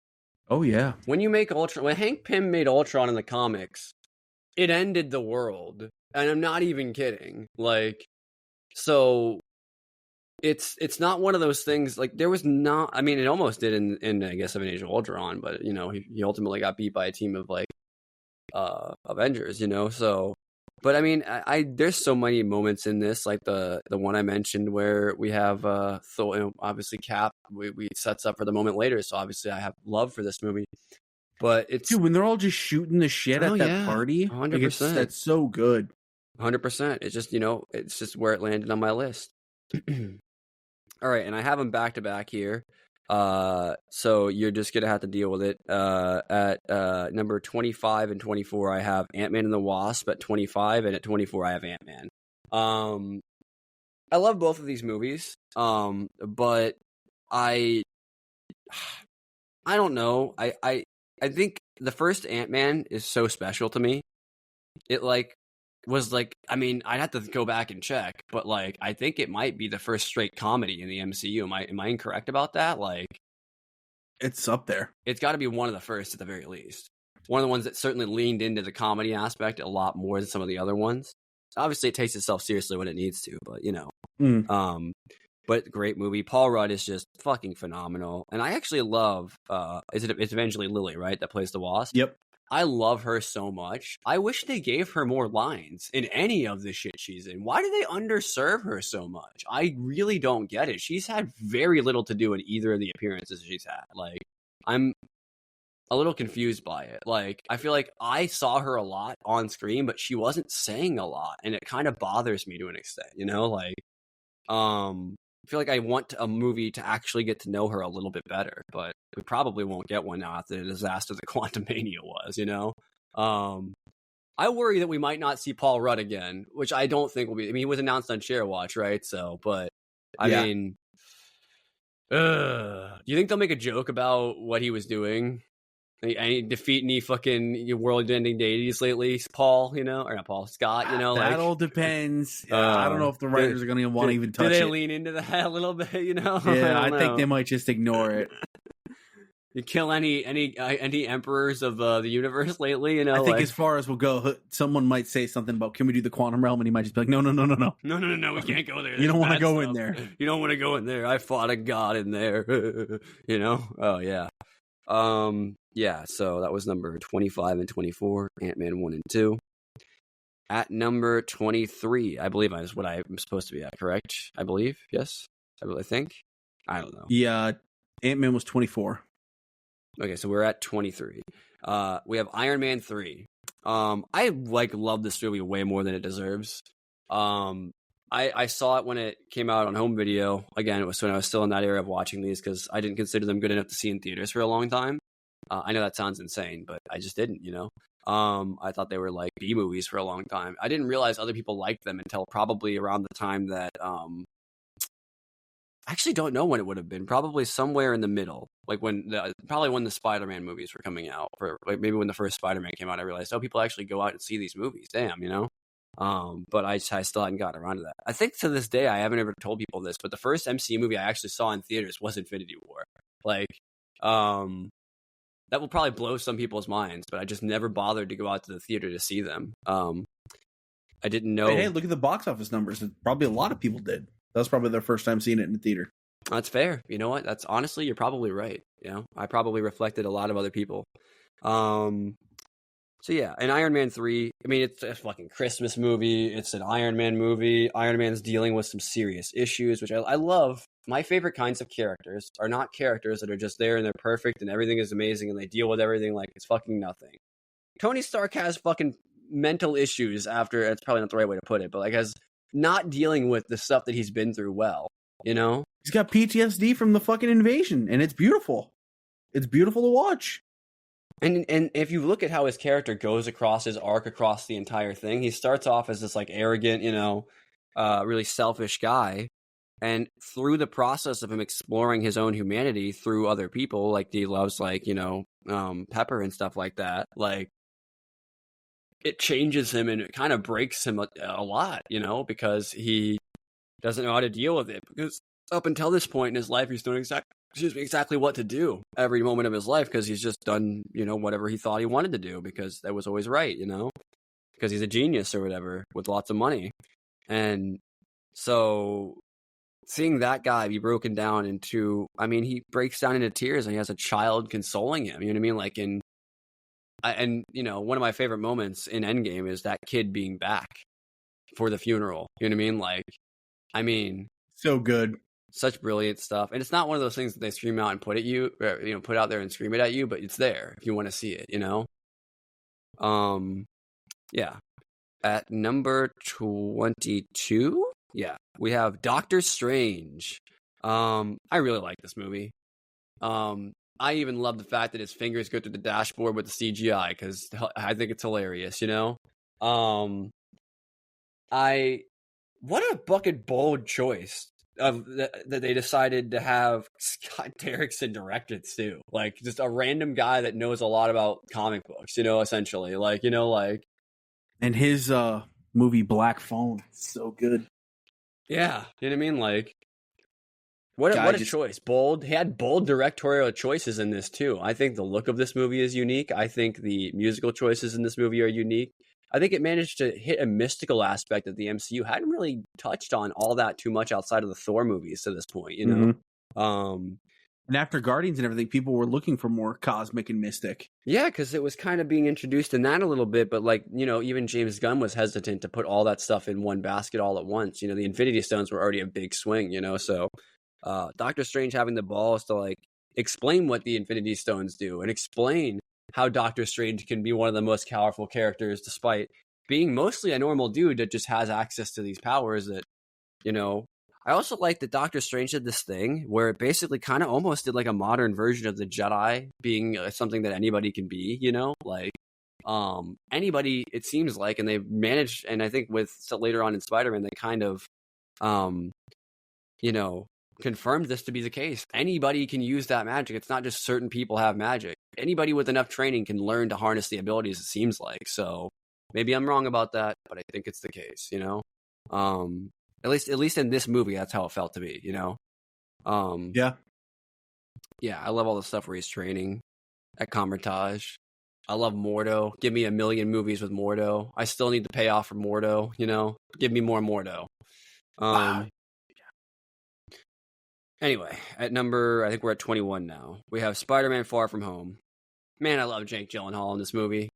So good. Such a great villain. Way underrated by a lot of people, too. A lot of people think... He is definitely one of the most underrated villains. I don't understand why people didn't like what he did here. I loved this. And I thought, what a perfect guy. He literally played this guy in Nightcrawler, but just more evil version of that guy in Nightcrawler, you know what I mean? So, what a perfect character. And, like, I still think the Mysterio dream sequence is one of the... I pictured that as a thing that you could do when I first heard about the character of Mysterio. I was like, oh my God, they're going to do something incredible with this movie. And they did. And yeah, I get it. One of them has to be the worst. But, like, that's why it's the one that's the lowest ranked on my list, right? But, like, I don't know, man. Like, I almost wish I could justify putting this above some of the other stuff on my list. And I guess I could have, but I didn't. Because of the fact that it did something so bold with the Mysterio dream sequence, or, like, I guess, like, the fake out, like, you know, him messing with his mind sequence, whatever you want to call it. That shit was so trippy, dude. I don't even want to know what that was like to see on a theater screen. You know, like, it probably was incredible. With all the sound and the train hitting him at the end, dude. Are you kidding me? Like, what a fucking scene, you know? Anyway, at number 20, so we're into the top 20 now. Jesus, we're getting into the top of the top now. We have the original Avengers. I have got criticisms of this movie. I'm actually a Joss Whedon fan, I think. I'd have to look at what other stuff he's done that I like, but I actually think I like more movies of him than I dislike. I think one of the biggest problems with this movie is I don't think Joss knew how to handle all the characters properly. You have Thor doing Shakespeare in the Park, which is fine and sort of in line with the character at the time. But if you even go back to Thor 1, it wasn't really what they were doing in the Kenneth Branagh movie. It doesn't quite, like, line up with the "obcur how you speak" in this movie, you know? Like, it went a little bit far with it. I think Thor was being a bit dramatic in this movie, you know? Thor. Also, this is, like, for some reason, Tony Stark has gone through the arc of not being as much of an asshole, but he's a complete douchebag in this movie for no reason at all. I guess they needed there to be tension between him and Cap, right? You know, but and I guess if you look at it as Kevin Feige was planting the seeds for Civil War later down the line, but I don't know, was he doing that in 2012? Maybe, you know. Maybe. I won't say he wasn't. I don't know anything, you know? Maybe he was. But those things aside, I mean, obviously it's an incredibly iconic movie in the MCU. The first time all of our Avengers came together. Wish we could have gotten more backstory for both Black Widow and Hawkeye, because they kind of just, you know, they showed up in another movie each, Thor and Iron Man 2 respectively, and then kind of disappear for a bit, show back up in Avengers. They're on the team. Sure, why not, you know? I also never really liked the choice for Loki to take control of Hawkeye. I don't know why. I just never loved that. Because, like, I don't know why. I just didn't love it. It never really, like, worked for me. I don't know why. I also think, you're going to hate this, that the action sequence on the helicarrier is actually kind of lame. I used to like it more, but as I've rewatched, because I probably watched this movie probably like 5 times, I would think. And every time I watch it, that sequence just drags on for way too long. But it's still good. All right, at number 19, we have Guardians of the Galaxy Volume 2. Banger tracks to open this one up. I actually think this has my favorite intro sequence of a Guardians film. I'd have to check that to be sure, but I think it actually might, because it's really fun. Just with the battling with the, you know, the boys battling, fucking Drax being an absolute animal, jumping inside the thing, you know? Oh, yeah. Fucking, just a great movie. I think this is going to be, I'll probably mention this with a couple of other movies as well. I think this is an example of one of the movies that time has not benefited it as much. You get the setup for Adam in this, who doesn't really pay off in the way that he feels. I think like the one you just mentioned, I think the Avengers. Yeah, it gets gutted by the history that comes after. I think for some people, it's benefiting more over time. But I mean, I'm with you. I think I had it at like 12. Like it's fallen. I used to have it really high. Oh yeah, it used to be a top 5 movie for some people. You know? it's just over time. It's certain things just aren't as good as they once maybe felt. It happens. Yeah. No, I'm with you.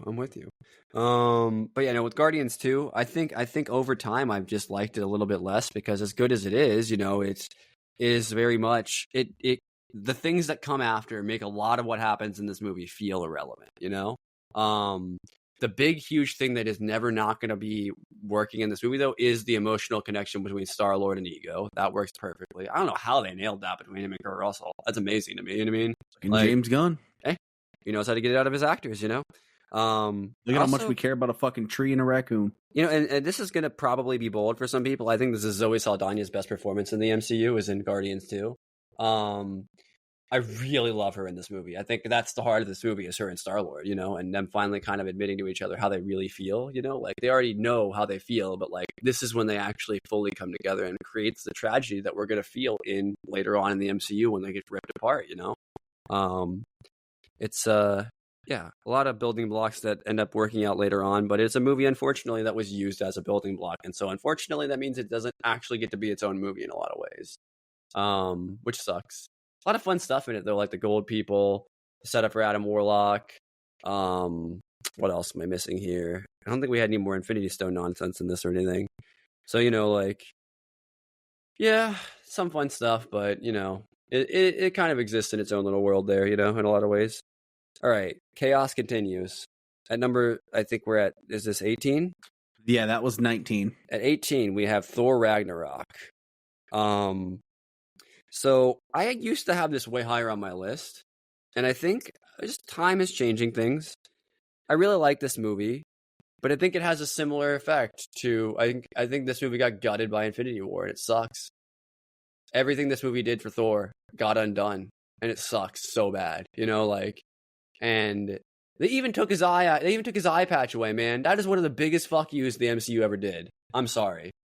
They spend so much time in Ragnarok earning that eye patch, and then they just say, "Oh, here's a free eye." What? I guess Chris I'm guessing Chris Hemsworth didn't want to wear the eye patch. But like, come on, man. Pay the guy a few extra $1 million and he'll fucking wear it. Jesus. Make it a comfortable eye patch. Shit. Something, That was so great. I loved the parallels with Odin. I loved the parallels with Norse mythology that happened there. Maybe I should have ranked this movie higher. I probably should have, but here we are. Is where we're at. It's locked in now. I can't take it back. I already announced it on my list. And we're already into all the good shit at this point anyway, so, that's what I'm saying. I mean, there's not any movies I truly fucking hate. So, they're all just, it gets hard. It does suck, though. I do think I'm right. I do think this movie got completely gutted by Infinity War, and it kind of sucks, but it is what it is, They That's something that sticks with you. Yeah. I wish that this movie didn't feel like it did. Again, it didn't feel like everything that happened in this got undone by later things. See, to me, that didn't impact my ranking. So it's interesting to see that because I'm sure there's other people that are with you.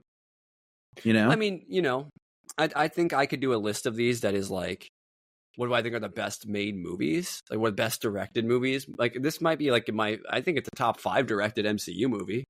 Because it did things, again, that most MCU movies haven't really been able to do successfully, like be funny and got away with it, So, yeah, I think maybe it just landed in a weird spot because of some of the other stuff that I have on this list and like how I felt about them at the time that they came out. We'll see. At number, I believe we're at 17 now. We have Spider-Man Homecoming. And actually, I just noticed I have these back to back, so we'll hit them. Spider-Man Homecoming is at number that'll be 16. Yeah, 17. Oh, at number 17. Sorry, we'll have no. Because I have back to back. I'm hitting 2 back to back, so should be 17 and 16, right? Oh yes. Yeah. Sorry. Anyway, so at 17, Spider-Man Homecoming. At 16, I have Spider-Man No Way Home. And Homecoming, I didn't expect to like at all, I'll be honest with you. I hated the idea of them doing an origin story for Spider-Man after they introduced him in Civil War. I was like, I get it for Black Panther because there's a whole part of the universe that he comes from that we've not seen. But we'd seen New York in like half of the MCU at this point, and we hadn't introduced Spider-Man. In my head, I was like, there's no way that's going to fucking work, you know? They managed to make it work in Homecoming. They gave little explanations to where he was before Civil War. They showed the timeline of him interacting with everybody, you know? And then they jump into the movie, you know? And it's a great movie. We get our introductions to Ned and MJ. I'll be honest with you. I don't know if I'd seen Zendaya act in anything before I saw this. That might be true. And not because I hadn't sought it out. I just don't think I'd seen her in anything when this came out. That sounds right. Which I love her in these movies, so that's fair. And then I'll get into No Way Home. I mean, all three Spider-Man, unbelievable. A moment I couldn't believe actually happened. Didn't get to see this one in theaters. I was broke as a joke at the time and couldn't get out the movies. And so very cool experience still at home, but I do wish I had been able to experience it with a crowd because I'm sure it was incredible when first Andrew and then Toby came out. I'm sure it was a incredible moment. But it was still an incredible moment for me at home, I'll tell you. And it also has Daredevil in it. I mean, what the hell? Yeah, right. The knock-on effect that ended up having in the MCU is pretty crazy, you know? So, yeah, introduction to Daredevil there. All right. So we're at now 15. I have Guardians of the Galaxy Volume 1. Or just Guardians of the Galaxy. I really like this movie. Like I said, I think it's the best directorial effort of James Gunn in the MCU. Maybe as a comic book movie director, period. And as much as I really enjoyed this movie, I think, you know, it feels like it's almost been like, I feel like there's a lot of directions that characters were headed in this movie that pivoted because of the greater story that was going on. So I'll give you an example. You have Gamora going into Guardians of the Galaxy Volume 2 is very much I think honestly, no, actually I'll take that back. I think I like this movie a lot. I think it's just tough to rank it above some of the stuff that I have above here. Because like we're getting into the stuff that like I feel like hasn't been replicated in the MCU more than a few times. And Guardians of the Galaxy, while I love it, it did something amazing, and it's difficult to like quantify that when ranking on a list like this, you know? Yeah. And it's tough because it's hard. It's because I have to think about what other movies mean to me, you know, and like how much I care about these other characters.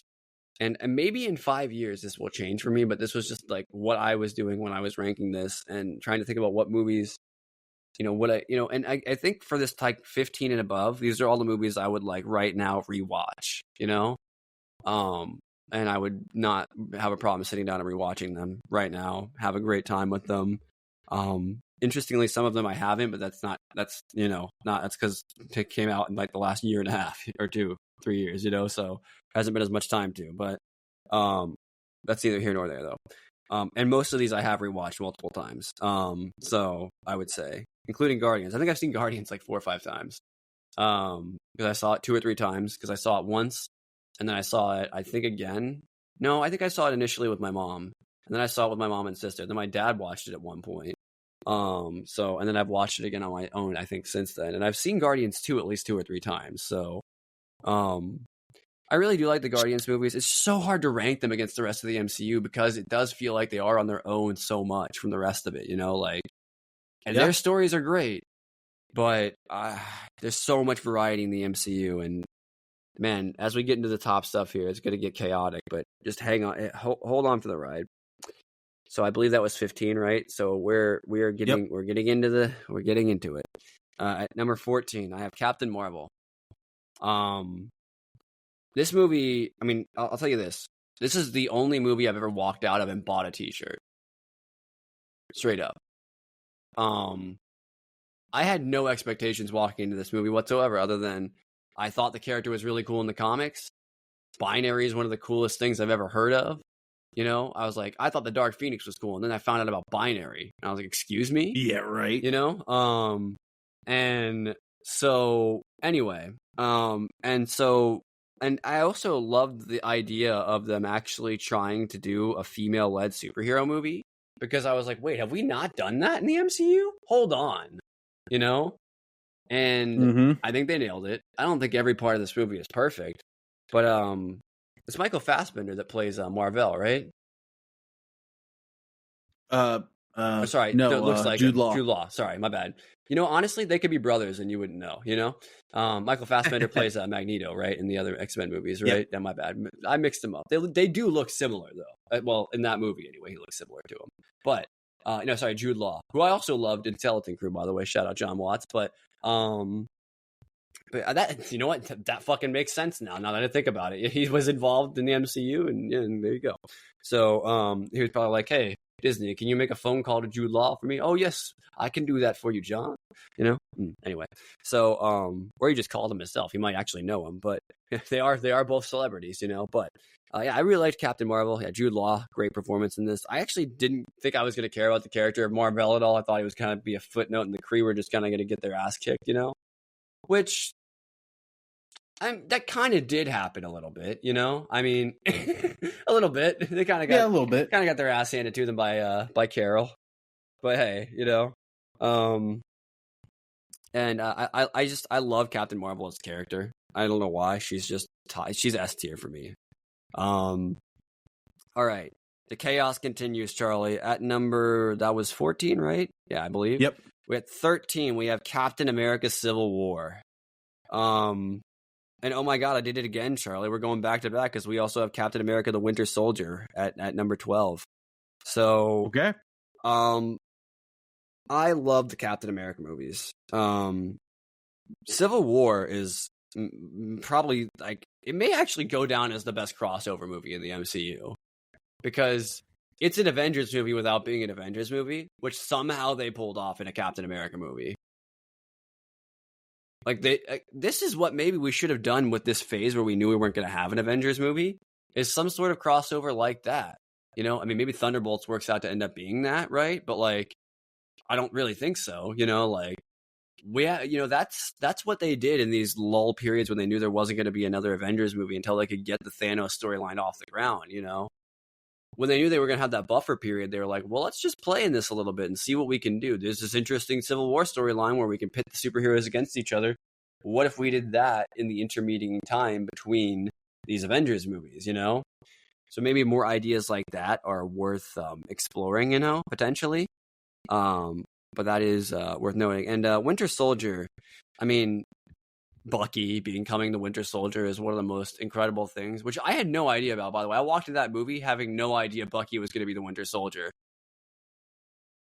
That's fucking cool. Because I didn't see trailers, so I had no fucking clue what the deal was with that, Because I remember I was watching these on home video, so I had no idea these comic book storylines, Because Winter Soldier was a character I didn't even know about, until I heard about the movie. I think I might have on some level guessed it might have been Bucky, because who would matter to be, this other super soldier, right? Who's going to have any significance to this guy, right? Well, it would be Bucky. But, I also thought, did he die in the 1940s though? What the fuck? And then the movie explains that. So, and it works out for me because I don't really care. I mean, Wolverine's been alive since the 1800s or something, right? So, I mean, that's what they claim in that one movie, right? So, I don't know how the science is supposed to line up with that, but you know what? Whatever. It doesn't matter. At least since the old days, though. It was, or at least around World War II. Which is funny. That's where a lot of these characters, even the X-Men, a lot of their, the older characters, your Professor X's and Magneto's, that's when they really were starting as heroes, was back then. So interesting to see, a modern take on that, see what they would do with that, how they'd actually address the fact that it's the 1940s or something, could be interesting. Anyway. So yeah, I love the Captain America movies. And that takes us to the top 11 here, it looks like, right? Yeah. Yep, top 11. All right, so we'll do 11 here. At 11 I have Deadpool and Wolverine. Can you believe we hadn't heard that name to this point in my list? Probably didn't realize it, right? Yeah, Deadpool and Wolverine fucking hit for me, man. So good, man. Made $1 billion, but that doesn't necessarily, demarcate a good movie in terms of like everything being good in it, right? It could just mean a lot of people liked it, right? There are probably some $1 billion movies that aren't as good as other $1 billion movies, is what I'm trying to say, But Deadpool and Wolverine is one of the better ones in my opinion because it's hilarious. It managed to somehow adapt Deadpool into the MCU in a way that works and doesn't really doesn't make the character feel like it's been what's the word, like censored almost, you know what I mean? Like they didn't do that to Deadpool. They just made Deadpool work in the MCU, which is something that's pretty incredible, Hugh Jackman coming back to play Wolverine one more time is an iconic thing, I never thought I'd see it. I thought Logan was it, man. I really did. And I was okay with that because it was a great ending. And God, the opening of this movie playing with that is so fucking fun. I really loved this. I honestly had lost a lot of faith in the MCU before this came out. I'll keep it a buck. I really liked a lot of the stuff they were putting out, but I thought people were going to start to hate things too much. It was going to get like Star Wars to the point where if a movie doesn't bang, it's going to die at the box office like Solo did, So, unless it's literally a Star Wars movie, I don't want it to get to that point, Charlie, where all the movies make like $10 million at the box office and then the Avengers movies make like $1 billion. And that's how we keep the franchise alive. A la Sony, Yeah. I don't want it to get like that. That would be terrible. So I don't think it will. So, but I did start to think, man, we're not in a good spot before I saw Deadpool and Wolverine. And what a great experience at the theater that was. I really enjoyed that last year. It was a fun time. Top 10. The top of the top. This is where shit gets real. This is where shit gets real, Charlie. All right. At number 10, we have Kenneth Branagh's Thor. What a fucking amazing movie. I love this. I still to this day think this is Chris Hemsworth's best performance in the MCU. I love him so much in this movie. They never get this. I think this understanding of Thor is what I was hoping would go forward. And it's weird. I mentioned, they kind of went in a different direction with these things, and that's why I don't like this as much. I mean, I kind of appreciate what Chris Hemsworth has said in the past multiple times about, like, I don't want to keep doing the same thing always. Because, like, if you think about it, there's multiple comic book iterations of Thor. So, do we have to do the same version every single time? No. This was an adaptation of essentially Unworthy Thor, or a version of Unworthy Thor, right down to literally look at his... You don't believe me? Go look up Unworthy Thor. Go look up what his name was when he was a civilian, and look at what his ID says in the movie. They knew what they were doing with this movie anyway. I'm not even kidding. It's going to pop you if you do that. Anyway, so I realized it later down the line. I was like, are you kidding me? They actually used his fake alias that he uses when he's pretending to be a human on the ID that Odin just had put on his body when he turned him into a sort of human. Anyway, sorry. Love this movie.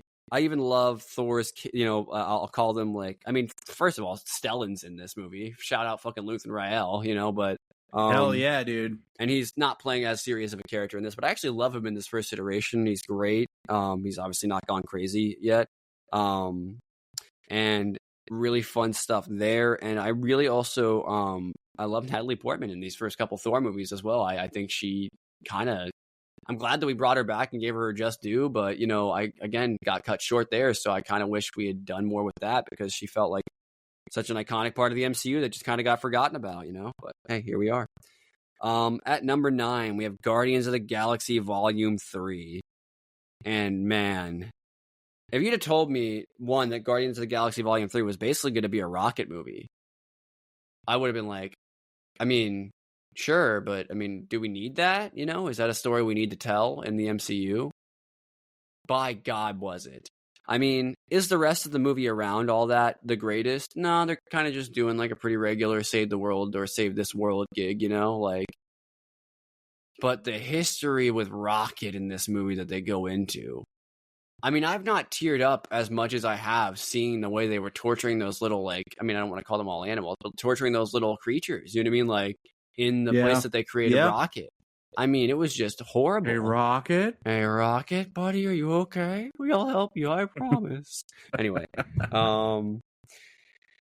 but yeah, what a what a fucking absolutely emotional mess I was left after this movie. I mean, and it sucks that we maybe never get the Guardians like this again in the MCU, you know, like at least not this Guardians group.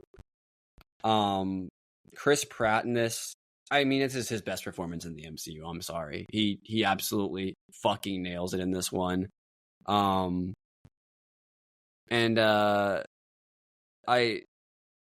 actually don't love Gamora in this, I'll be honest. She's fine. I just don't know. Yeah. No, I know exactly what you mean. Yeah. So they could have done more with that, and they did decided not to. So that's fine.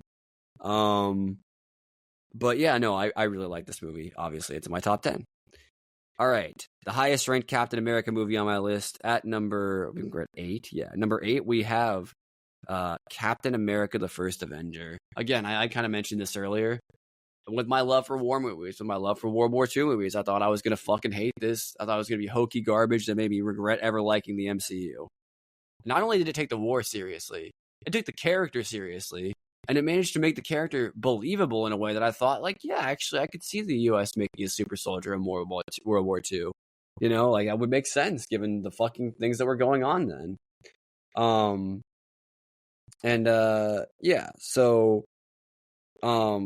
Yeah, I really like that movie. Chris Evans completely sold me on the character in that, and you know, I think the through line of him trying to get back to Peggy all the way into Endgame is something that, again, is one of those core beats that they set up early in the MCU. I have no idea if they knew they were going to go there with it, you know, but the fact that he gets that payoff in the end is one of those incredible things for me. And number 7. And this used to be number 1 on my list. I would say probably for about 10 years, this was number 1 on my MCU ranking list. If I had to do one, I think I probably just had like a top 5 or a top 10 in my head for a long time. This was always number 1. It was Iron Man. The original Iron Man, to me, it defines what comic book movies could be. So this is actually where I'm gonna, since we're not in top 5 yet, but this is where I'm gonna go ahead and take. I mentioned I had a little diatribe I wanted to go about. So Charlie, I've told you about this. I don't know if I've ever gone into detail about this with you though. When I was in college, I took a writing class where we had to write like a page, or like I think it was like a few pages about something every week. Our teacher just wanted us to write something. Like, he didn't want to like give out like assignments, but he wanted to have something. He wanted us to be writing something so we could critique it, right? So it wasn't just like a conversation for however many, you know, it was kind of a bullshit class, I'll be honest, but you know, it was worth it. And I spent the time doing this. So what I started doing was, I don't know if you remember this, Charlie, I wrote a 28-page like essay about why the MCU was like a success. And it's got about 9,728 words in it. It's not like crazy or anything, but I wrote quite a bit about this, and one of the things that I identified in it is, and I mentioned this earlier, it kind of starts back in like 2000, 2002, but it's really the year 2008, Charlie, when Iron Man and The Dark Knight came out, that kind of changed the entire dynamic when it comes to what comic book movies could be and could achieve, and especially what certainly they could achieve probably at the box office, right? So it's a game changer in the same way that if we were ranking like all DC movies, how we would have to acknowledge that probably The Dark Knight would have to go at the top of a lot of those lists, because I mean, you can't deny the impact that had on the comic book movie making in general. Like, so that's why Iron Man is at number 7 on my list. At number 6, we have Thunderbolts. This one hit me like a ton of bricks, man. I had no idea I was gonna love this one as much as I did. I in my head I was like, man, it'd be really cool if this movie ended up in my top rankings, like right as this list was about to come out, and man, did it. It's gonna be tough to bump this one down too, I can already tell you, because so many of the characters in this I didn't care about outside of Bucky. And I mean, obviously I care about Yelena a little bit, but you know, like, I just didn't have any reason to really like actually care about what these characters were going to do in this movie. And walking into it, I was really excited because of the idea of that. And I was like, man, if I know anything about creative people, that's an opportunity. That's not something holding you back. You take that as an opportunity. And boy, did they. The emotional core of this is Red Guardian and Yelena to me. I think they absolutely that David Harbour and Florence Pugh absolutely fucking steal the show in just about every scene that they're in together. And man, John Walker he's not getting redeemed, but man, if it doesn't feel like he is now like a core member of the MCU, which I think is so cool. It feels that way for Ghost as well. I mean, everybody feels like they fully got in, except for Taskmaster, but that's neither here nor there, and and you'll be like, I'll let you decide what that means if you haven't seen the movie. We talk about, what we talk about on the show more than anything, Charlie? It's writing. So you can decide what that means, And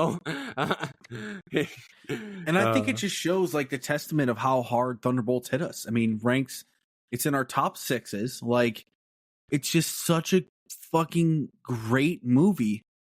And that's the thing. A lot of people will always try and see something. And if you can't tell by our list, we don't get blinded by recency bias. We don't get blinded by nostalgia. This is how we're ranking it when we're feeling it. And Thunderbolts is a great movie. 100%. We just went off on this in our, I don't remember what fucking podcast it was. They're all blending together. Yeah, true. But we were talking about, it was Andor. Like, it feels almost like people are afraid to admit how great Andor is sometimes. Fuck that. Fucking ride the wave, man. You might never have a show this good again. No, it's true. We just had an MCU movie of the Thunderbolts, and it hit both of us in this emotional fucking manner. And it's a great movie on top of that. Like, you never know how you're going to connect to the movie. 100%. All right. The top of the top 5. The ones that, the posters, if you will. At number 5, I have Eternals. I really, really like this movie. I can't put it in above 5 though, and you're gonna hate the reason why, because I don't think we're ever gonna see any of these characters ever again, and it pisses me off so much. And I don't believe any of them were on Chair Watch, were they? Nope. I might be the final nail in the coffin, buddy. I hate it. Hey, that's okay. We never see him again. Look, it's okay. It's a phenomenal movie. Yeah. But, and it sucks, because I would love to put this at, 3 on my list or something. But, there are a couple of movies on this list that that are ahead of it that that hit me in a way that I wasn't expecting. Actually, I would say that's the thing that the two of them. I knew I was going to like Eternals walking into that movie. I knew that was going to be in my top 10, probably permanently in the MCU rankings, right? Barring something insane coming out, right? But I actually think it's more likely that I'd move one of the older movies down than Eternals, But, I can get to that when I get to that, when that bridge crosses me, It's such a visually beautiful movie with a fun story. But I can't stand how people reacted to this movie, man. It bothers me. I don't understand the dissonance. It used to really just drive my fucking gears. I couldn't believe it when it came out, how people would talk about it. And at this point now, I just think everyone's kind of does their own, they kind of do the same thing over and over. But there are genuinely people that don't like it. That's what it is, But yeah, no, it's sad sometimes how people talk about that movie. It took bold chances, and you know what the thing. Absolutely, taking big swings, you're either going to hit big or you're going to miss. That is just the reality of that, So luckily, it hit for both of us. Yeah. Hey, you guys, you showed me a list where you had 2 motherfuckers putting Eternals top 5. I'll wait. At number 4, we have Shang-Chi, and the Legend of the Ten Rings. What a great movie. Simu Liu is absolutely phenomenal in this. As you mentioned, as his father is an S-tier MCU villain. Yes. Third part, like a lot of comic book movies, the third act isn't exactly amazing, but it's hard to do a third act in a comic book movie. I'll be honest, probably not easy. The funniest one to me is still to this day is Wonder Woman. One of the greatest comic book movies of all time for the first 90 minutes or whatever it is, and then it just fucking crashes off a cliff and explodes at the end for no reason. Or why? Anyway. And it's great, too, because the guy that got to play Ares in that movie is a phenomenal actor, too. Just nothing works about that final fight at all. Anyway, sorry.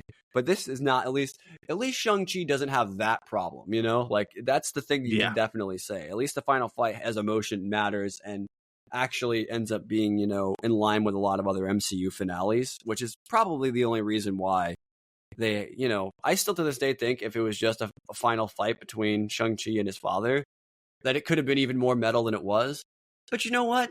This wasn't a Kung Fu movie. This was an MCU movie. You know what I mean? I mean, it was both, but it wasn't primarily about them having it out as a family. That was part of the story. The big part was them having to fight off these, for basically establishing Shang-Chi as a character that can fight like multiversal threats, is the way I was understanding that, if that makes sense, you know?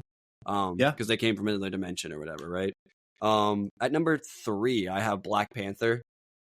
I mean, you know, what I'll say right now is because I have, you know, obviously got Endgame and Infinity War coming up next as my next movies. I kind of want to put those two in their own category because you kind of can't really rank. It's not. I don't even feel like it's fair to rank those two against the rest of the MCU because they're kind of so different. It's the culmination. Yeah, you can't get those movies working the way that they do without seeing all the rest of them, right? So if I had to say what my favorite individual MCU movie was, it wasn't one of the big crossovers, it would be Black Panther. I still maintain to this day, and we'll bring it up when we talk about other stuff, that the Seoul Korea chase scene is one of my favorite visual sequences ever in a fucking movie that I've ever seen. It is incredible. It has got crazy colors and design, and they used Seoul like to the most utmost I've ever seen. Claw is actually a badass villain in this movie. You know, I also really enjoy Killmonger, obviously. I mean, Michael B. Jordan, I mean, and fucking ripped to the gills, you know what I mean? Like, playing a fucking CIA agent, fucking absolute super soldier without the goddamn serum, you know, like. Yeah. Goddamn, what an animal. Why didn't this guy get the serum? Imagine if he had it. Jesus. I mean, he kind of did with the you know, with the herb, but, you know. But yeah, I mean, what a fucking great movie. I love it. Fucking such a tragedy that we lost Chadwick, man. Just unfucking believable. It's so sad. The universe giveth and it taketh away, but man, what a fucking travesty that we never got to see him continue to play the character. Oh well. I mean, I won't oh well that fucking sucks, you know? It does suck. At number 2, I had Endgame. I like Endgame. It's good. And it's got my, like, probably, like, the best moment in the MCU with Tony Stark's sacrifice, right? And a lot of other things that happen in the movie. It's just too long for me to rewatch more than a couple times ever in my life, I think, you know? Like, and it's great. You know what I could probably do? I could probably rewatch portions of it and feel fine.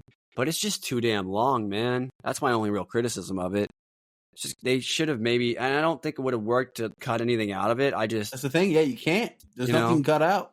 I'm sure they cut stuff out anyway, right? Let's be honest. There's usually at least a little bit more cutting room floor, even in long ass movies, right? So maybe that was a case where they just didn't cut anything because they knew they needed all of it. I have no idea, because they had the script for that movie done when they did Infinity War, so it's possible. But yeah. And then I have Infinity War at 1. The balls to have the ending of the movie that it did, and then sit on that for like a year. Unreal. I mean, I can't believe to this day that happened. It blows my mind. The reaction in the theaters, I will never forget, you know, which was just gasping.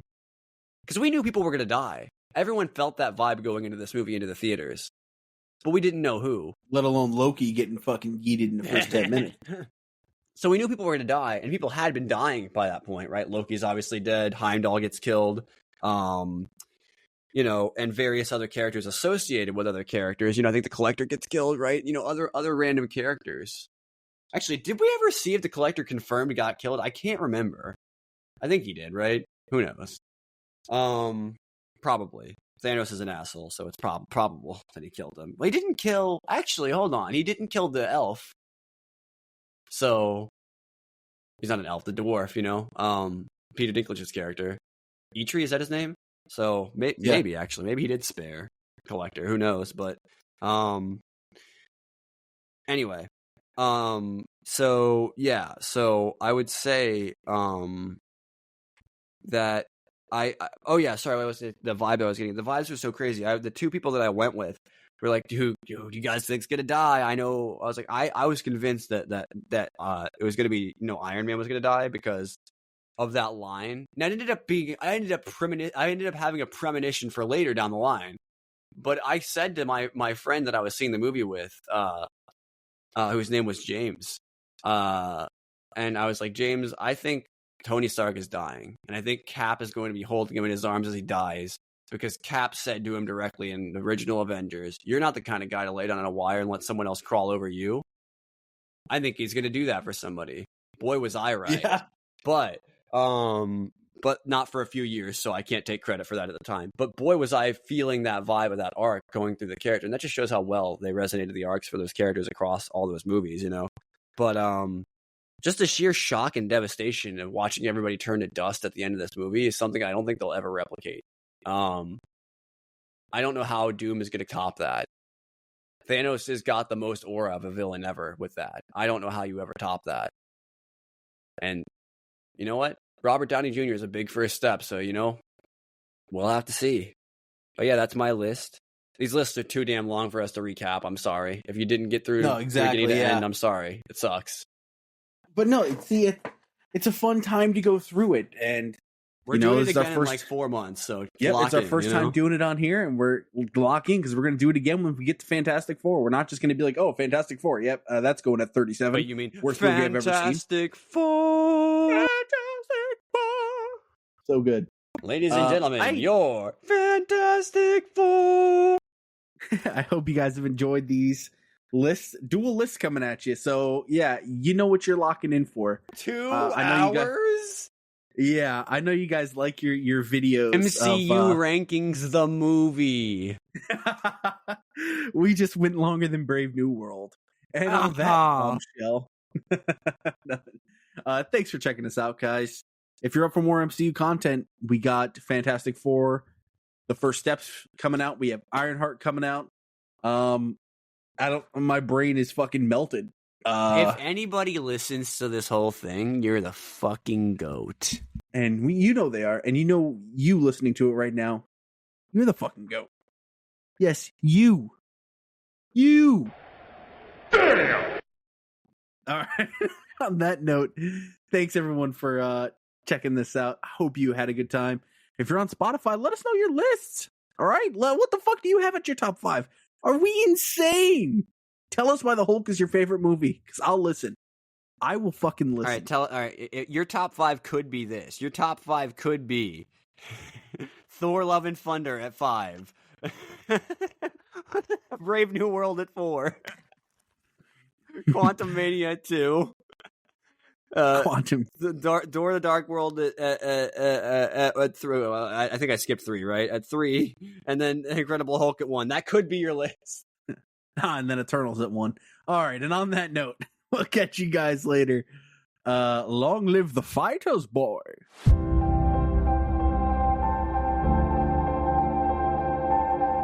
And boy.